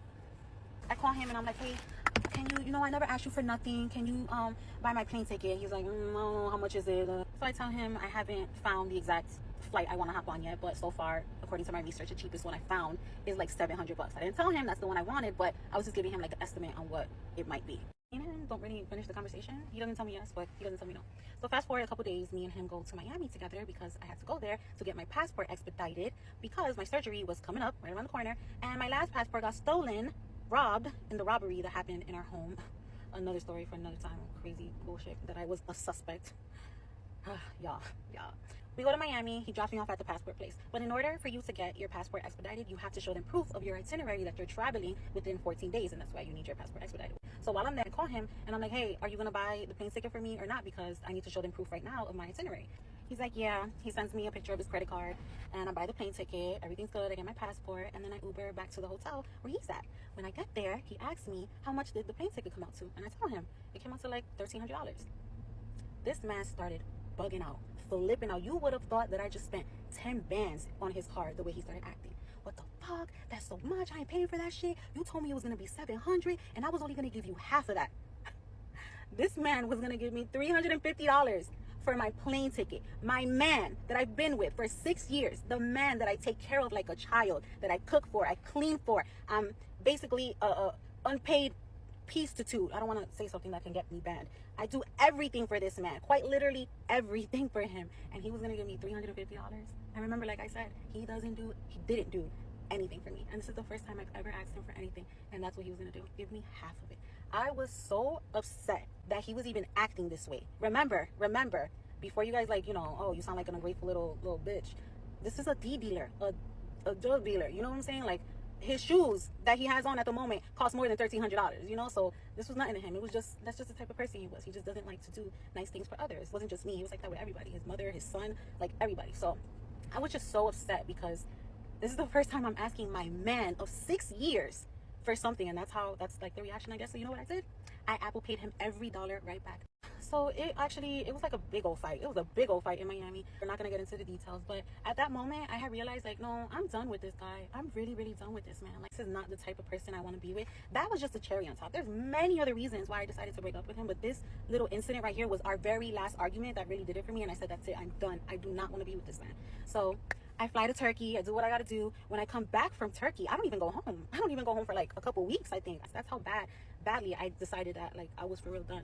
I ended up going home because I had to. My kids have school. I go home, and I'm just not talking to him. I don't even sleep in the same bed as him anymore. I'm sleeping with my son, and I tell him, like, straight up, like, this is over with. It's done. Like, I am moving out the moment school ends. I'm out of here. Again, I'm not gonna get into the details, but I stood in that home waiting for school to finish, pretty much. You know, he did try to get back with me. He was buying me flowers. He was texting me like, oh, you know, stupid things, whatever. But I was standing my ground, and I guess he was done too. So he was doing like his own thing. We were living under the same roof, but I wouldn't talk to him. He wouldn't talk to me. He would leave for days at a time, and I didn't care. It was none of my business. I never really did that. I was always home. But then one night I decided to go out. And this was the first time in months that I decided to go out. Mind you, this man had been going out almost every weekend, and that's none of my business. I'm not with you. I don't care what you got going on. But the one night I decided to go out, that's what triggered him to start losing his fucking mind. Because in the past, me going out was unacceptable for this man. Like, me going out with my friends at nighttime to have fun? No, absolutely not. The way he would treat me whenever I went out, you would think that this man caught me sleeping with another man in his bed. That's how he would react to me. Just going out. Not doing anything wrong, just going out. Now, when I had went out that night, he wasn't home. He knew I had went out because there was cameras in the house. So he had came back like, I don't know, like 2 days after the night I had went out. And that night that he got home, he came banging on my son's room because, remember, I told you I was sleeping with my son. I wasn't no longer sleeping in the same bed as that man. He was banging on my son's door like 3 o'clock in the morning, demanding for me to open it, telling me, open the fucking door, open the door right now. When are you gonna leave? You need to get the fuck out. You need to get the fuck out now. And I was like, oh, I'm working on it. I'm definitely leaving. Don't worry about it. Nothing has changed. And he's like, if you don't leave, like, he said something like, if you don't leave, then I'm gonna fucking evict you. I'm gonna evict you. Okay, do it. The next day, after I drop off my kids at school, I'm in the bathroom and I'm doing my hair. He starts knocking on the door, and I'm like, what? He goes, the police are here for you. And I'm like, what? He's like, yeah, the police want to talk to you. I'm like, no, I'm not going out there. It's getting a little dark outside, so I have to pull on my little ring light and stuff. All right, I'm in the bathroom, and I can hear the police asking him, like, what's going on? Like, is she coming out or what? And I hear my ex like, oh no, she's right there. She's right in there. Y'all want to get her? I don't know what's going on. Like, I couldn't believe it. Like, the big bad, you know, wannabe rapper that's so against snitching and all that is over there snitching on little old me to the sheriff's office. Unbelievable. So whatever, I hear the police tell him like, well, we're just gonna leave this form right here taped on the door so that when she walks out she'll see it. They end up leaving, and then I end up leaving a couple minutes later or whatever, and then I look at the paper on the door.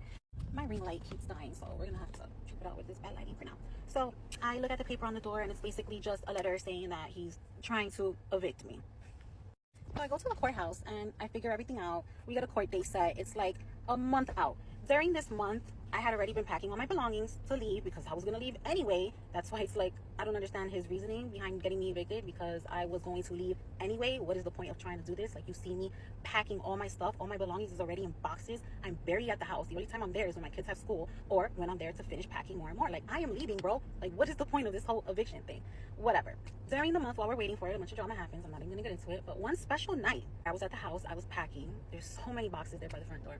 He comes home. He had been gone a few days. No idea where he was at. None of my business. He pulls up at like 3 o'clock in the morning. I was like, oh shit, I wasn't expecting him, but whatever. So I go to the room. I go to sleep. Well, I try to go to sleep. But then out of nowhere, I hear a bunch of drilling. Like he's doing something, like construction work in the house. I don't know. All I knew is that this man was up to no good, but I couldn't figure out what he was doing. A couple minutes later, the power shuts off. So I go out to see like what's going on. He shut off the power only to my children's room, to where I was sleeping with my son and my daughter's room. He left the power on to the rest of the house, but he shut it off for all my kids' room. I was livid, because why are you doing this? Why are you trying to inconvenience my children? Why are you involving babies? I don't understand this, man. Like, bro, I am leaving. I want to leave here. What are you doing? What was I? To this day, I don't know why he did that. So that got pretty cool, but I started recording everything. I posted everything on Instagram. It went kind of viral. I don't regret it till this day. I went in, I started posting, I was recording everything as it was happening. Whatever, it calms down, and then at like 6 o'clock in the morning, I get a call. From his ratchet, disgusting, low life, ghetto, scum of the earth cousin, who's like 50 something years old, by the way, a woman. I don't know, never met her in my life. She calls me telling me how she's going to unalive me, and also she's gonna like beat on my kids when she sees them. This is a 50-year-old woman talking to me like that. I don't know why he gave her my number. I don't know what he thought he was accomplishing with that. Like, he thought she was gonna put fear in my heart or something. I don't know, but she starts threatening me, saying how she's on a flight and she's on the way. Whatever. So I fall asleep for a few hours, and I wake up at like 10 in the morning, and then I go to the courthouse because I decided that I'm going to do what everybody had been telling me to do. Everyone was telling me that I need to get a restraining order on him. That way I can get him kicked out of the house. It doesn't matter if he pays every single bill in the house. If I get a restraining order on him and I'm living there, he legally cannot be in the house. So I got up and I did just that. I went to the courthouse. I showed them evidence of all the times that he beat on me, all the pictures, all the videos, everything that he's done to me, and they granted me the restraining order. But the problem with the restraining order is that it is not active until a police officer legally hands it to my ex in his hands. So until that happens, the restraining order is not valid. And I believe my ex knew that, because the officer that was in charge of giving him the restraining order kept trying to get in contact with him and meet up with him, and my ex was avoiding that man. Honestly, I had pretty much given up hope on the restraining order, because I'm like, the police officer is never going to catch my ex anywhere, and I don't know where my ex be. I'm barely at the house either. I'm only there to pack my stuff, and 90% of the time he's not there when I'm there. So I had given up on the restraining order until one night, the night before our court hearing for the eviction. I go to the house to go get some important things out of that house, so that just in case I would have lost the eviction hearing, at least all my important belongings are out of the house. Because if I would have lost the eviction hearing, I would have not have been allowed back in the house. I think I don't know how that works, but just in case, I wanted to be safe. So I went home and I was gonna go grab some of my important things. When I get home, guess who answers the door? The disgusting, ghetto, low life cockroach cousin of his. What did she do to me? Nothing that she said she was gonna do. She did quite literally nothing. For someone who said that she was gonna me when she sees me and break my face the moment she sees me, none of that happened. Like, bro, what was the point? What was the reason? She did not do what you paid her to do, because he literally paid for her flight to come down to Florida to beat me up. Send the whole rat back to the Bronx sewers where she came from, bro. So me and her just scream at each other for a little while, but nothing happens. So I go to my belongings, all the stuff that I had packed up, and I quickly realized they had went through all my stuff. They went through everything. They went in my belongings and picked and chose whatever they wanted, and stole a lot of things that belonged to me. They stole things that belonged to my kids. They took clothes from my daughter's, sneakers. They took my son's PlayStation. They threw away. I had this like basket filled with, I could cry just thinking about it, my kids' like birth certificates, social security, artwork from when they were little babies that I will never be able to get back. I'm literally gonna cry just thinking about it. They threw all that stuff away, like pieces of shit. Like, when I say scum of the earth, I mean scum of the earth. Why they did this to me, I still couldn't tell you. Why? Because I wanted to break up with him? Like, so ridiculous. So once I realized that, I said, all right, Now we're about to play. Now I got something for that ass. I go outside, I call 911 because I was told that if I know where my ex is at, I can call 911 and have an officer come and serve him the restraining order, because I had a restraining order packet on me at all times.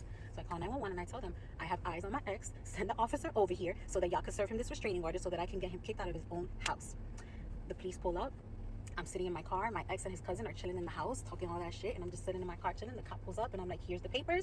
I give you permission to enter the home. Yes, I legally live here. Here's the lease. I show him everything. I'm like, I give you permission to go in there. My ex is sitting on the couch. Hand him that restraining order, and he did just that. The cop told me, I want you to wait here while I go handle that. I'm sitting in the car, and then all of a sudden I hear, what the fuck? He's screaming. His cousin is screaming. This is not fucking right. Just going in, and I'm in the car laughing, dying laughing, because you thought, and the police escort him out of his own home, out of his own house that he pays for. He legally had to get escorted. The irony of you trying to evict me and my children from our home that we're leaving anyway, and now you're the one that has to leave? Lovely. When I say nobody pulled that Uno reverse card like me, nobody's topping that. So the police give him time to like get all his belongings. So you know what he does? This idiot transfers all the furniture, the couch, the bar stools, I don't know what else. He transfers everything to the garage, because remember, he deadbolted the garage so that I can't get in it. He transfers everything to the garage so that I won't have a place to sit. I don't know what was the point of that. It's so stupid. So he does all that. It was just comical, so comical. The cousin didn't have to leave. She did not have to leave because she was a guest there. I don't know, legally she didn't have to leave. So she stood there. She stood there the whole time. Well, even after they escorted him out, she just stood there. And you know what she did? She locked herself in the room and she didn't come out, not once. Oh, I forgot to mention, I mean, it's really pointless, but I want to mention it. While the cops were there, then she gets all crazy and she's ready to fight and she's punching walls, and now she wants to fight me while the cops are there. But before the cops got there was none of that energy. And after the cops left, the cops were asking me, the cops were like, do you want us to stay while you finish packing? Like, I don't want anything to happen. I'm like, no, I want you to leave. Like, it's okay, I got this. I literally wanted them to leave because I wanted to see if that old raggedy cockroach Bronx sewer rat actually is about what she says. Once they left, nothing. She just locked herself in the room, didn't come out for absolutely nothing. Oh my god.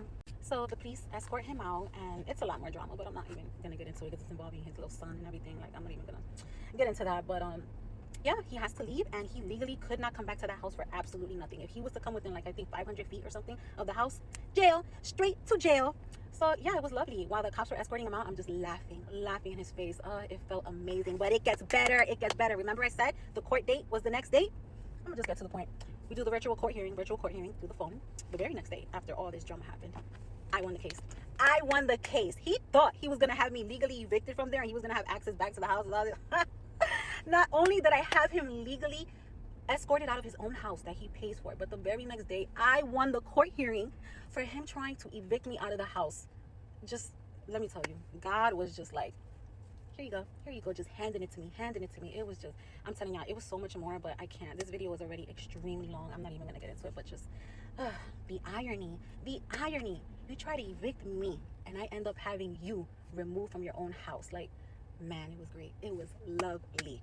So yeah, I ended up having, you know, rights to the house until that lease was up. He ended up breaking the lease, obviously, and I asked for me to be removed off the lease as well. But yeah, so the end days of that home was all mine. I could have thrown hella parties in that house if I wanted to, and it's just great. Like, God is good. I ended up having him arrested as well for the domestic violence, the whole, you know, me putting the restraining order on him for all the times that he beat on me. I ended up having him arrested. It was so great. The way he got arrested too. Let me just say the story real quick. So he his phone line was under a Spectrum line that was under my name, and I canceled it, and he was trying to get it legally, like, uncanceled or whatever. So in order to do that, he had to, like, file a report or something. So he called, I don't know, the sheriff's office and explained to them what was happening. And when they were speaking to him, they realized that he had a warrant out for his arrest for what he did to me, and they didn't even say nothing to him. They were like, yeah, all right, so where you at right now? Yeah, we're gonna send the cop over so you can file that police report so you can get your phone number back legally, right? Yeah. They send the cop over. They knock on the door. He opens the door, like, yeah, I'm ready to, you know, fill out the paperwork so I can get my number back. The cop goes, nope, put your hands behind your back, you're under arrest. He's like, oh, what? It's the whole thing. How I know this story, I'm not even gonna put it out there, but I know the story. So yeah, the cops tricked him and told him, like, yeah, we're gonna help you. Psych. Arrested, jail, straight to jail. So he ended up going to jail too for that. This wasn't too long ago. This was only a couple weeks ago too. So yeah, man, it's just lovely. When I tell y'all, it's so much more too. I just can't get into so many details, but those were like the highlights. And yeah, that's the story time of how my ex tried to get me evicted, but I hit the ultimate Uno reverse card on that ass and got him legally escorted out of his own house. I don't always miss my flight, but when I do my best to keep my attitude in my back pocket so I still have a positive disposition with everybody I'm interacting with. Let me tell you how this happened. So first things first, we come out of the house, we have our bags, and the Uber passes the house, then loops back around, passes it again, pulls back up into the front of the house, and gets out of the car, right? All smiles. Like, he's so happy. He looks like honestly, like the happiest Uber driver I've ever met. I'm like, hey, like, you know, I'm all smiles too. I love a good smile, right? He's greeting me. He's like, it's my first Uber ride. Like, you're my first Uber ride. And I said, well, lucky me. And that, honestly, I was like, well, what are the odds? And that honestly kind of gave me an idea of where things were going. It's honest, as soon as I knew that I was his first Uber ride, I actually thought I already knew I was gonna miss my flight. All right, I'm like, oh, I missed my flight. Okay, cool, whatever. So I put my bags in the back and everything. He's telling me to put my bags in, and he speaks Vietnamese. And he's, you know, he's letting me know, I only speak a little bit of English. I said, it's fine, don't worry. Like, it's 2026. I don't care if you don't speak any English. Like, just get me in this car and let's go. Right. So we get in the car, and it's his first Uber ride, which I'm excited about. I love it for him. Starting his new business. Doesn't really know how to use the app. Cool. That's fine. I'm all about problem solving. I'm looking at the app. He's looking at me. I said, hand me the phone. Now the grandmama is the baby. So he hands me the phone. It's in Vietnamese, obviously. So cool. I'm clicking. Mind you, not only have I never been an Uber driver, so I've never seen the Uber driver portion of the app. Fun fact about me, I actually do not speak Vietnamese at all. You know, I don't know the first, you know, okay, cool. So it's in Vietnamese, and I'm just clicking. I'm like, okay, da-da-da. I'm figuring out how to get to the next stop. Cool. Figure it out. We get to the next stop. We do the stop. Cool, whatever. He gets to the airport. Now, were we crawling at one point? Yes. But I try to remain calm. Because I believe that everything happens for a reason. You are always right where you need to be when you need to be there. But we are crawling to this airport. Okay? And I'm sitting in the back seat. I'm looking at my watch. And I'm like, obviously we should have left earlier. It's not his fault. I'm not, and I never even give the vibe that it's anyone else's fault but mine. This is my fault at the end of the day. But we are crawling. Okay, so we're crawling to the airport. We get there on our hands and knees, and then we get to the check-in, and this is an international flight. We're going to Belize. Supposed to be like on an island right now, tanning with the sun on my skin, and the wave is crashing in my ear. So it's going to Belize. So it's an international flight, but I couldn't check in online. It wasn't scanning my passport. I'm like, okay, weird. I'm just gonna do it when I get there. We're an hour before the flight. We still need to drop our bags off. Okay, which is it's already super close at the end of the day, but it's not scanning. So I go to the line. I'm all smiles. I hear Ariana Grande, God Is a Woman is playing. I'm singing in the line. You would never guess I'm actually actively missing my flight. Like, I'm actively missing my flight right now. I'm the happiest person at this check-in line. They bring me over. Daryl's taking good care of us. I say, hi Daryl, good morning, how are you? Yeah, I'm good, how are you? I say, I hope I'm better after this. Can you help me out? This is the situation. He looks at it, he's like, ugh. He makes a phone call, he tries his best, puts the phone down, says it's not gonna happen. I said, thank you for trying your best, I appreciate it. I said, could we bring the bags through the TSA and just check it at the gate? He said, could, but your bag's too big. Pointing at my bag. You know, my bag's been big all my life, I can't help it. So he said, your bag's a little bit too big. Cool. So we're okay, bet flight's already missed. Cool, whatever. This is a trip that I'm taking with another individual. We don't need to get into all that. So we're game planning on the side of like, what are we gonna do now? And then I'm like, you know what? What if I just took all the things out of my bag, because my bag's too big, and I just put them in your bag that's smaller because I think it could fit, and then we could take it through TSA. I had this new idea. I take this idea back to two ladies at the check-in, very sweet ladies. I said, hi. They said, hello. I said, okay, boom. Tell me this, if I put this in there, could I bring that through the TSA? She said, well, that's TSA's business. I just know that when you get to the gate, we would have to check it. But we already moved your flight to the next day. So since we moved the flight, like, there's nothing else you could do. I said, ah! She said, but could it have worked? She said, I think so. She said, and she said this, and my mom has said this before, and I love when my mom says it, and it's a reminder. I'm going to tell you, and you take this and you run with it in life. She said, sometimes you just gotta ask for forgiveness and not permission. And I was like, you're fucking right. You're fucking right. What I should have done, as soon as he said my bag was too big, it's like, okay, don't worry about my bag. We're gonna squish it all down, put it in this bag. What about this bag? Right? But I didn't do that. Cool. We get in the Uber on the way home. No. So we're like, okay, now the flight, we're not going today. We're not going today. Usually, like, whenever, like, when your flight is canceled, they have another flight that day or something like that. Or that's what you hope for. They had some flights that were like 3 layovers, and you would still get there tomorrow. Okay. And then Daryl hooked us up with something that was going to be the same time tomorrow. Cool. We call an Uber. The Uber goes to arrivals where, like, the board, like, you know, where baggage claim is. But we tell them we missed a flight. Like, hey, please pick us up at arrivals, or departures. Got him on the phone, called him, explained to him where we were, right? He pulls up right in front of us, like, kind of barely passes us, cancels the trip. I'm looking at his car. I was like, did you just, I'm like, I could walk in, I'm about to walk and grab the door, and I'm like, did you just cancel the trip? Bitch? Like, bitch, what? Like, it cancels the trip. Cool. We get another Uber. Now, in the Uber, we're driving. This is a cool guy. We're cool. We're chopping up. We're talking about the whole situation and everything. It starts raining, mind you, right? At the time, it was like we were supposed to be, not only were we supposed to be on an island or headed to an island, it starts raining. Cherry on top. And we're looking at where we're going, where the Uber's going. We're like, ugh. We realized that the address that was in the Uber was an old address, so the Uber is going the wrong way. Get to the house, back at the house, want to just go get some food, but the keys to the car that we were gonna drive were given to somebody else because we weren't supposed to be here. Okay, so we had to wait for the person with the keys to come back to the house with the keys so we can get in the car, go get some food. That's where we are now, about to go get some Waffle House, and see if we could make Belize happen tomorrow. So this is like Trinity Jackson, the wonderful, horrible, terrible, no good day. But we persist and make the best out of it. Shout out to homeboy who had his first Uber trip. Grateful I could be a part of it. Still gave him 5 stars and a tip. Hello? All right. And we're going to be in Belize tomorrow. So stay tuned for all the content. Bye. Story time on how in high school, I used to think that I used to just like older men, but I realized that I was being preyed on and groomed. So before I start the story, I kind of wanted to talk about the person, the main character that we're talking about, and the reason why I'm talking about this person. So this person used to be an alumni. Well, technically we both alumni at this high school, but during the time that I was in high school, he was still an alumni. He graduated in 2012. That's the latest. I think it was before then. I think I'm almost guaranteed it was before 2012, but 2012 was kind of like that cap, I remember, if that makes sense. So because I graduated in 2019 and he graduated in 2012 or before, you can kind of already sense the age gap and where I'm going with this.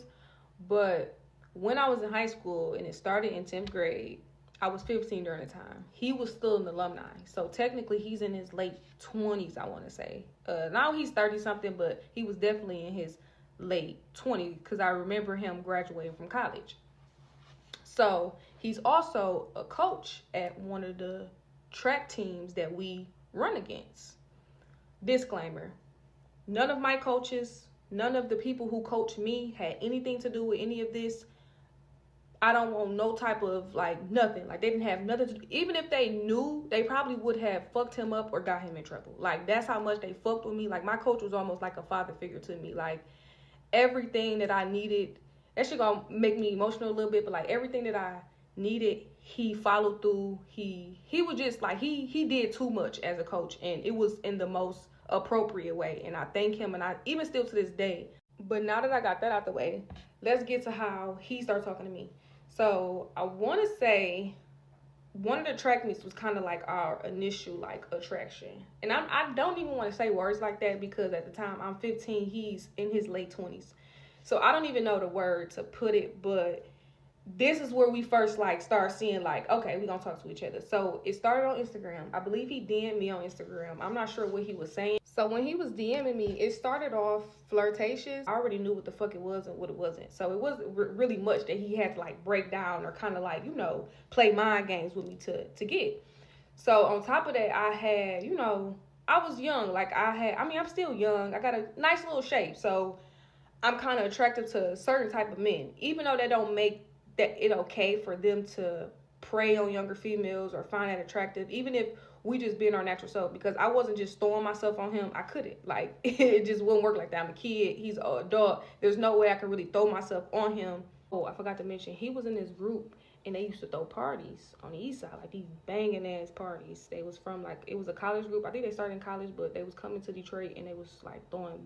But mind you, I am 15 at the time. I was a very mature 15-year-old. Like, I didn't do what the average 15-year-old. Like, I was trying to go to the clubs, going to parties, like just doing shit I ain't had no business doing. And half of the times I was sneaking out. And this was where I take a lot of accountability, because I was very outgoing, but at the same time, I never lied. I was never a liar. So if somebody asks me something, I'm going to tell them. If you ask me my age, I'm going to tell you I'm 15, and you know my age because you know I'm in the 10th grade because you're a coach. And when we at these track meets, you see my name and it say 10th next to it, or it say my graduation year. So you know what the fuck going on. So it's kind of like I'm taking accountability, but I'm also like throwing it on him, like, you supposed to take accountability too, because I keep mixing words up. I'm trying to make it perfect, but reality, this shit don't need to be perfect. It's just through and through. It is what it is. So before I start story time on how I always thought I was just attracted to older men, but I'm just now realizing that I was being groomed, and I fucked around and got pregnant by this person, and he was a coach. So I left off part one about how he was in a group that threw parties on the east side, and I was a very outgoing, mature 15, 16-year-old that I blended in when I went to these parties. Even though I didn't like smoke or nothing like that, I did drink here and there, but like I wasn't like no drinker for real. Like I probably take 1 or 2 shots, then that's it. I was more so a dancer. Like I came to the party to dance, turn up, twerk. That was kind of like my memo. But I brought that up for a reason, because that was one of our encounters, but that wasn't our first encounter. So our first encounter, I believe it happened, I forgot who house we was at, but it was like a quick little encounter. So it was really like 4 main encounters before I got pregnant. And y'all know when I'm saying encounters, what I'm, you know, where I'm getting at. But the first encounter was in the car, in his car. It was like a quick little but I can tell that's when the feelings start getting involved. I wasn't like emotionally attached. Like I never had that issue to be like emotionally attached with people. It was just like I was attached to the thrill. Like, you know, I got somebody pulling up in a car, coming to see me type shit, even though that was super inappropriate. But I'm just telling y'all the raw, authentic version of how I was feeling during this time and the reason why I was going. So the second encounter, this is where shit start getting like signs start coming at me in my life. Like if I was wiser back then, I could have paid attention to those signs and known like this wasn't, you know, this wasn't the right thing to do. So I forgot to mention too, he had a homeboy that got drafted to the NBA. He's not in the NBA no more. So that kind of also helps try to figure out who the person is. But he used to have a house downtown. I want to say right by King High School. And this house was kind of like a house for all that college group. Remember I told y'all about the college group that he had.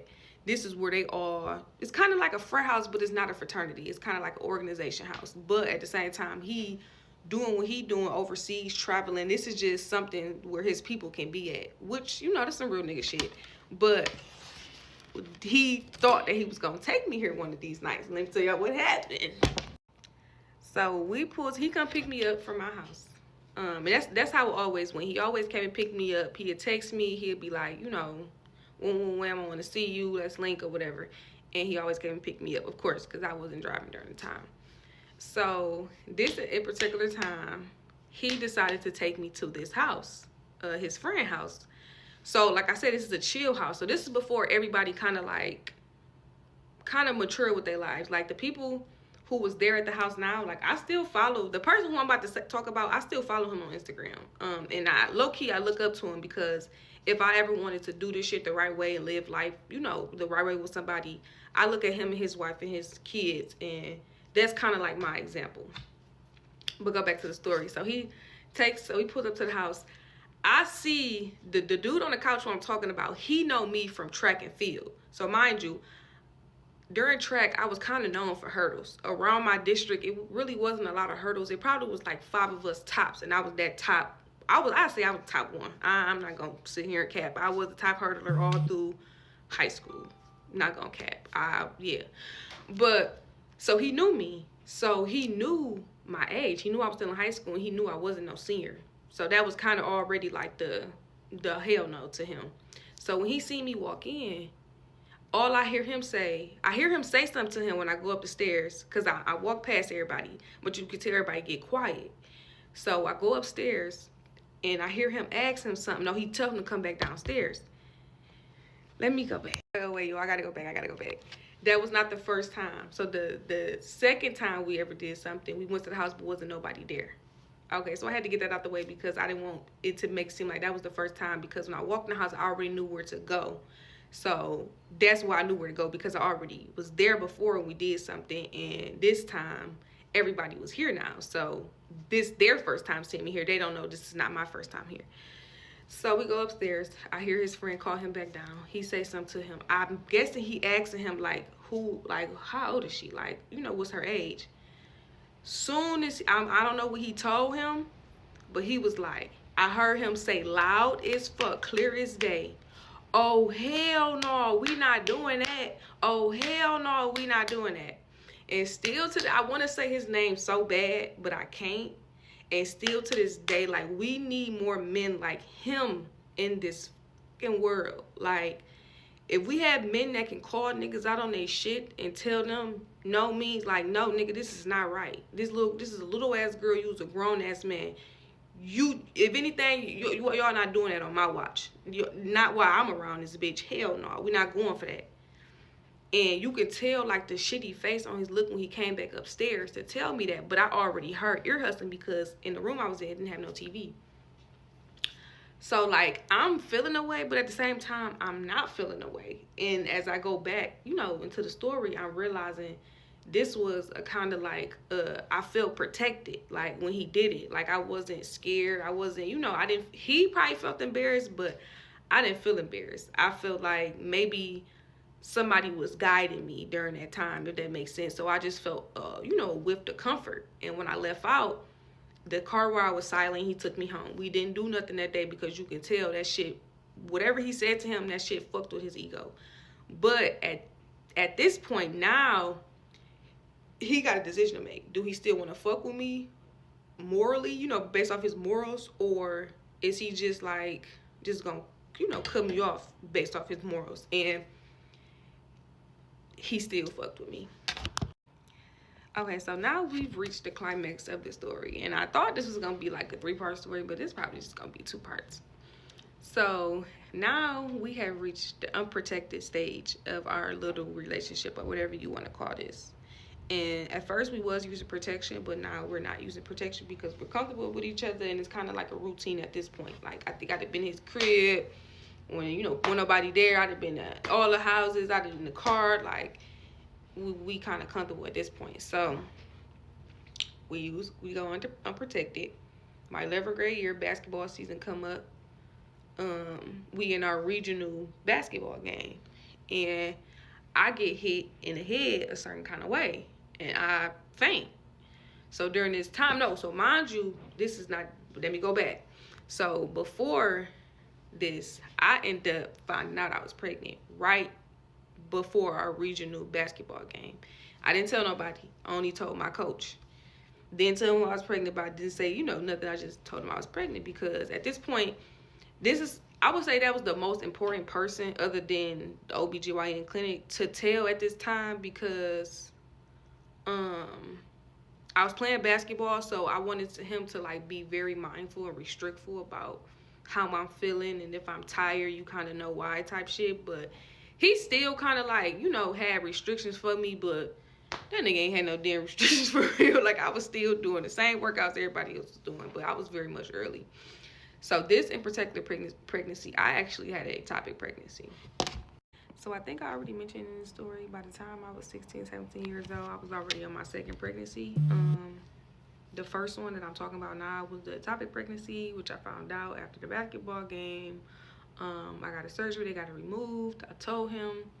He wasn't really like fucking with me. I think he cut me off. He did cut me off. I'm not sure what he said.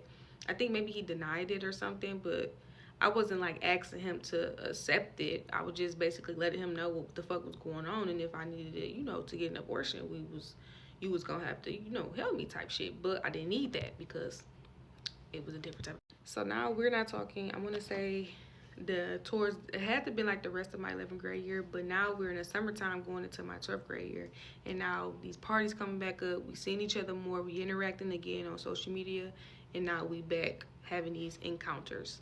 So when we started back having the encounters, you can tell there was kind of like a scar left on the last incident because we started back using protection, but that didn't last long. So we kind of started back because he started coaching girls basketball as well as track. And at this time I was playing girls basketball too. So he would kind of like say, hey, you want to work out with me? He would kind of like disguise his intentions. Like he would say, okay, we about to go work out, we about to do this.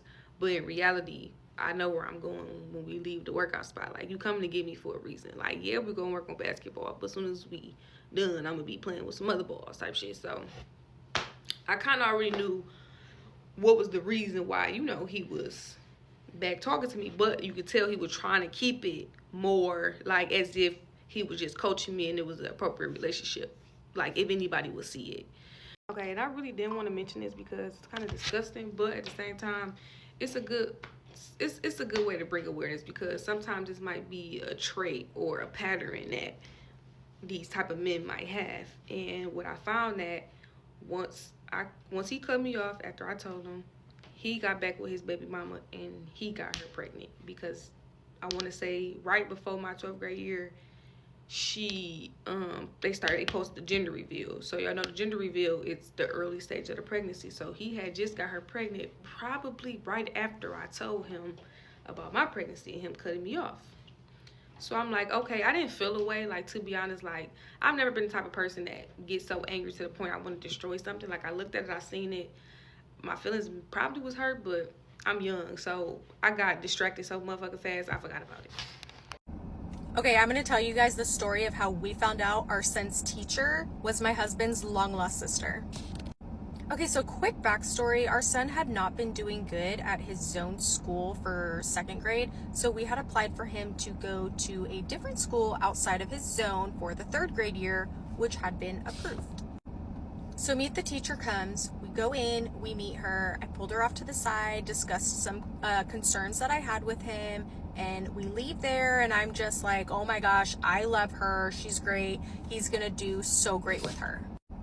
So I think about a week goes by and we get a message from her requesting a parent-teacher meeting. Now, both of us were a little bit concerned because we thought maybe he was behind from the previous school that he was at. We didn't know what the meeting was about, but we agreed and we were going to meet at the end of that week. That same day, we got the message from her. My husband went to go pick up our son from school and he ended up running into her. Now, she ends up asking him if he has a minute to talk, and if they could talk right then and there, then we wouldn't need to have the meeting at the end of the week. So he says yes, and she pulls him off to the side, and she asks him, hey, was your dad so-and-so? He told her yes, and that he had actually passed away a little over a year ago. And then she says, well, funny story, because that was actually my dad too. Now, my husband knew he had 3 sisters out there, but they didn't grow up together and they hadn't seen each other in 30 plus years. So prior to meet the teacher, she had gotten her class list and seen our son's last name. And 2 weeks before school started, she actually had the same last name, but she ended up, getting married, so hers changed. So she ended up seeing the last name and looked up the obituary and saw all the photos of all of us. So once my husband made it to the door window and she saw him, she was like, that's him. But because she had gotten married, her last name changed, so we had no idea.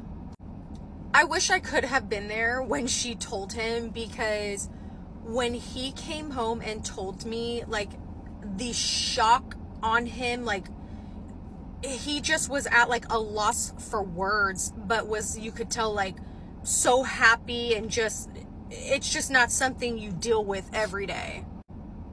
What's crazy to me is that wasn't even my son's zone school. Like, we just picked a school and we're like, we want you to go to this one. And then it was her first year teaching at this school as well. Like, she moved to this city and we moved to this city, end up in the same town. Mind you, we had lived like an hour and a half apart, moved to the same city and wound up at the same school. To me, that just blows my mind. So he met her sister as well. There is one more, she's older. So my husband has a different mom than these two sisters that he has met. And then the oldest sister has a different mom as well. They actually spoke on Facebook, but they haven't met in person yet. We actually all have a very good relationship now. We do get-togethers very often. She met our kids, obviously. We met her kids. Her kids are so amazing. It's been great to meet them, even though we've all missed years. We will be making that up. So that's the story. I just felt the need to share because I just feel like it is something that is absolutely crazy and you truly only see in Lifetime movies. I finally have like some cold hard proof that I am broke. I am broke and I'm poor and I'm broke. So me and my friends went out to eat at this little restaurant called Eureka in downtown Boise. It has this beautiful patio. And then on the second story above this restaurant, there's a club. I'm not gonna lie, we kind of balled out. 3 entrees, 3 appetizers, 2 or 3 or 4 or 5 or 6 or 7 rounds of drinks. It was a wonderful day. I said, sit us outside, and we're all dressed up cute. We brought out the G7X, if you know. We got some good pictures. As we're finishing up our 3rd round of drinks, food's still on the table. We're having a blast. Conversation's flowing like liquid. Pours all over us from the 2nd story. We're like, oh my God, someone just dumped a fucking drink on us. We're all staring at each other in disbelief. Who would do that? You know there's a restaurant down below. Then a lady at the table next to us goes, oh, I hope that wasn't vomit. I look down at the floor. There's chunks. I look at my hair. There's fucking chunks! Here's how I knew that I was broke. Here's how I knew I was a broke bitch. Because our waiter brings around our tab. He goes, it's like $300. You know what? It's comped. It's comped. Like, this has never happened. People have never been thrown up on before. My first thought was, I'd do it again. I'd do it again. I would let anyone throw up on me to save fucking $300. Are you joking me? Manager from the club comes down. He says, are you guys the gals that got thrown up on? We go, guilty as charged. He says, you have a $100 tab at the club anytime. I'm so sorry. Moral of the story is, act broke to stay rich. Homegirl had a whole storyline. I will give you guys some messages. What are you doing? I got it. Hey, yo, let me talk to you. Don't run. I didn't know that was going to happen. If you were to ask me if I'm ever going to watch somebody's dog, find their dog, keep their dog, host their dog, reunify their dog with them at the end of the day, ever again, never. Stay for the story time and you're going to understand. Let's wind it back to Friday of last week. I was working. My man was bringing the kids back home from a walk and he gave me a call around 12 o'clock, letting me know that there was a surprise that's going to be at our house and that I'm going to have to basically get the works done because we got to figure out where the surprise is going to go. So I come outside. I knew it was a dog. I was like, there's no way there's a freaking dog in my house. The kids were playing with it. She was very friendly. But now my mama bear self couldn't just let this puppy out back out free. We didn't see any owners outside. We didn't even see people outside. So my thing was, let's get some pictures. Let's make some posts. Let's figure out where these owners are at and let's reunify them with their precious little puppy that we now have the honor to take care of for a little bit. So like any person would do, I took the pictures. I made the post. I posted on 2 Facebook groups, one for my county and then one lost and found. And I had gotten this dog up on these posts. Now, like most Facebook groups, it irritates the crap out of me, but they have to have admins, right? So with the admins, you have to wait till they post. Y'all get it. You got to wait for it to get uploaded. So aggravating. Like, y'all be proactive if you're running these groups. Hello. Anyways, it didn't get posted till 4 o'clock that afternoon. Shortly after, I had a lady PM me on Messenger to let me know that she was looking for this dog. And she let me know the dog's name is Pepper and it's been missing for a week and a half and she's ready to get her doggy. So at first I was like, doesn't look that malnourished. Doesn't look like it's been out for a week and a half. But again, you know, maybe this person had been watching, like I had thought of other scenarios. Maybe they had been watched by another family that just couldn't watch me more, let them out. I know it sounds crazy how people do it all the time, okay? So I was trying to be open with ideas, right? But she's very insistent on coming and get her dog. Y'all, it has been a weekend. I swear to God, I will never do this again. She never could figure out the color of the collar, and she had insinuated that her daughter was watching the dog the day it went missing, and she can't remember either off the top of her head. So no big deal. I had, offered for her to come get the dog. At first, she was like, nope, my husband's at work. He drives the car. Okay, I'll have to see if I can get a ride to go get his car and come over there, right? That was the first thing.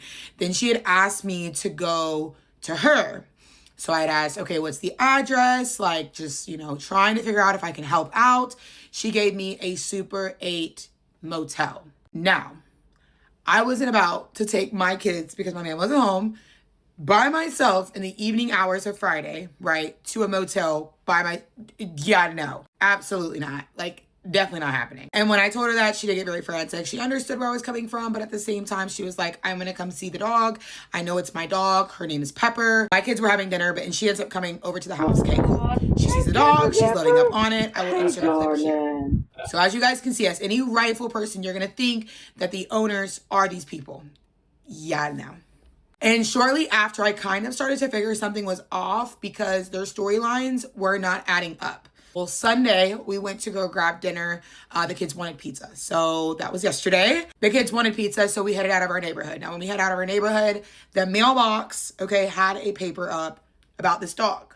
I started freaking the F out, because now I knew I found this dog, right? I thought I gave it to the owners, and I knew something was off. Something was telling me something was off, but now I've got the rightful owners here. I've got to now call them and try to figure out this whole shebang. And again, before anybody's like, you should have contacted the shelter was maxed out. I didn't know that you could contact the police for a missing dog. I didn't know all this, guys. I've never dealt with this before. I know everybody's going to be like putting their 2 cents in, y'all. You have to think I was a brand new person that found a dog. I've never done this today in my life. So I was just trying to do what was best for the dog, okay? Anyways, I end up calling the family. And they're really frantic. They're so excited that I know where the dog is, all the things. So then they find out that I'm trying to contact the owner, so-called owner, never was the owner. And she immediately dismissed. She read my message, didn't respond. At this point, we're like 20 red flags in, okay? Now I'm freaking out. I feel guilty because I just gave the dog to somebody else who knows what they did to the dog. But these owners want their dog, right? So we're conversing back and forth. They end up calling the police, and they end up going to try to find them because I gave them all the information that I knew. I knew where her husband worked. I knew what kind of car they drove. I knew where they were staying, per se, for the weekend. Anyways, so they end up calling the cops, yada, yada, yada. They're staying in touch with me. We're messaging back and back. I'm still messaging the lady that has the dog because she's refusing to talk to anybody there, police and the owners. She had slammed the door in the police face when they got there, but she was conversing with me. It was me that she was targeting. Anyways, so they end up calling me down. She's like, hey, can you come down here? They want to talk to you. And I was like, that's fine. So I get, the kid settled with that, and I go down there, and I'm conversing now with the actual owners and the police about this dog. And they had let me know that the lady completely lied to my face. She was not staying at the motel for a weekend. She's staying there as an extended stay. I got to the motel, friends, and when I tell you, I was spooked.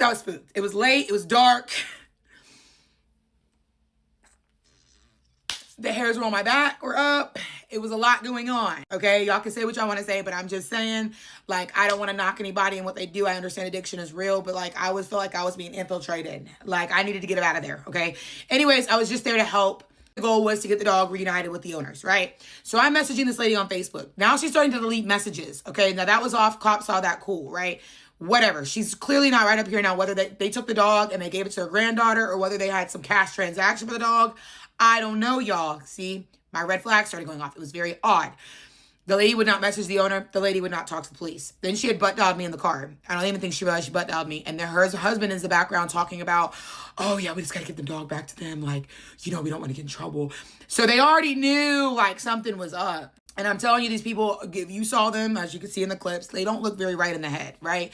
So anyways, she kept messaging me back and forth. She had gone from her uncle's visitation that I destroyed that night, which, again, never saw a visitation at 7 p.m. That's a bit obscene. Then I ruined her life to, she's not bringing the dog back to me. I was like, you're not bringing it back to me. They want their dog back, right? She said, we're 20 minutes out. Goodbye. She had blocked me on Facebook. Cool. I don't care. Whatever. She ends up coming, handing the dog over, didn't say a word, drove off out of the motel back to where she was going. I don't know, with her husband, okay? Thought it was over there. Clearly, as y'all saw in the previous clip, it wasn't over there. After that, I came home, went to bed. It was crazy ordeal. I talked to the people. They actually lived a few houses down, and their storyline matched up from when the dog went left.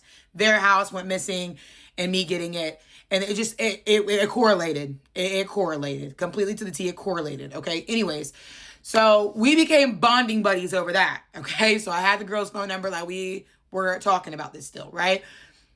Come to this morning, Monday morning. I took my daughter to her kindergarten orientation kind of thing where we're looking at the school, what she's going to be doing next year, all the things, because we did sign her up last week to go to kindergarten, and then her sister's going to preschool. So we were there this morning. I get back. And when we get back home, my man ended up taking the kids inside. I wanted to record the story time. And as you guys can see, she came back with her husband.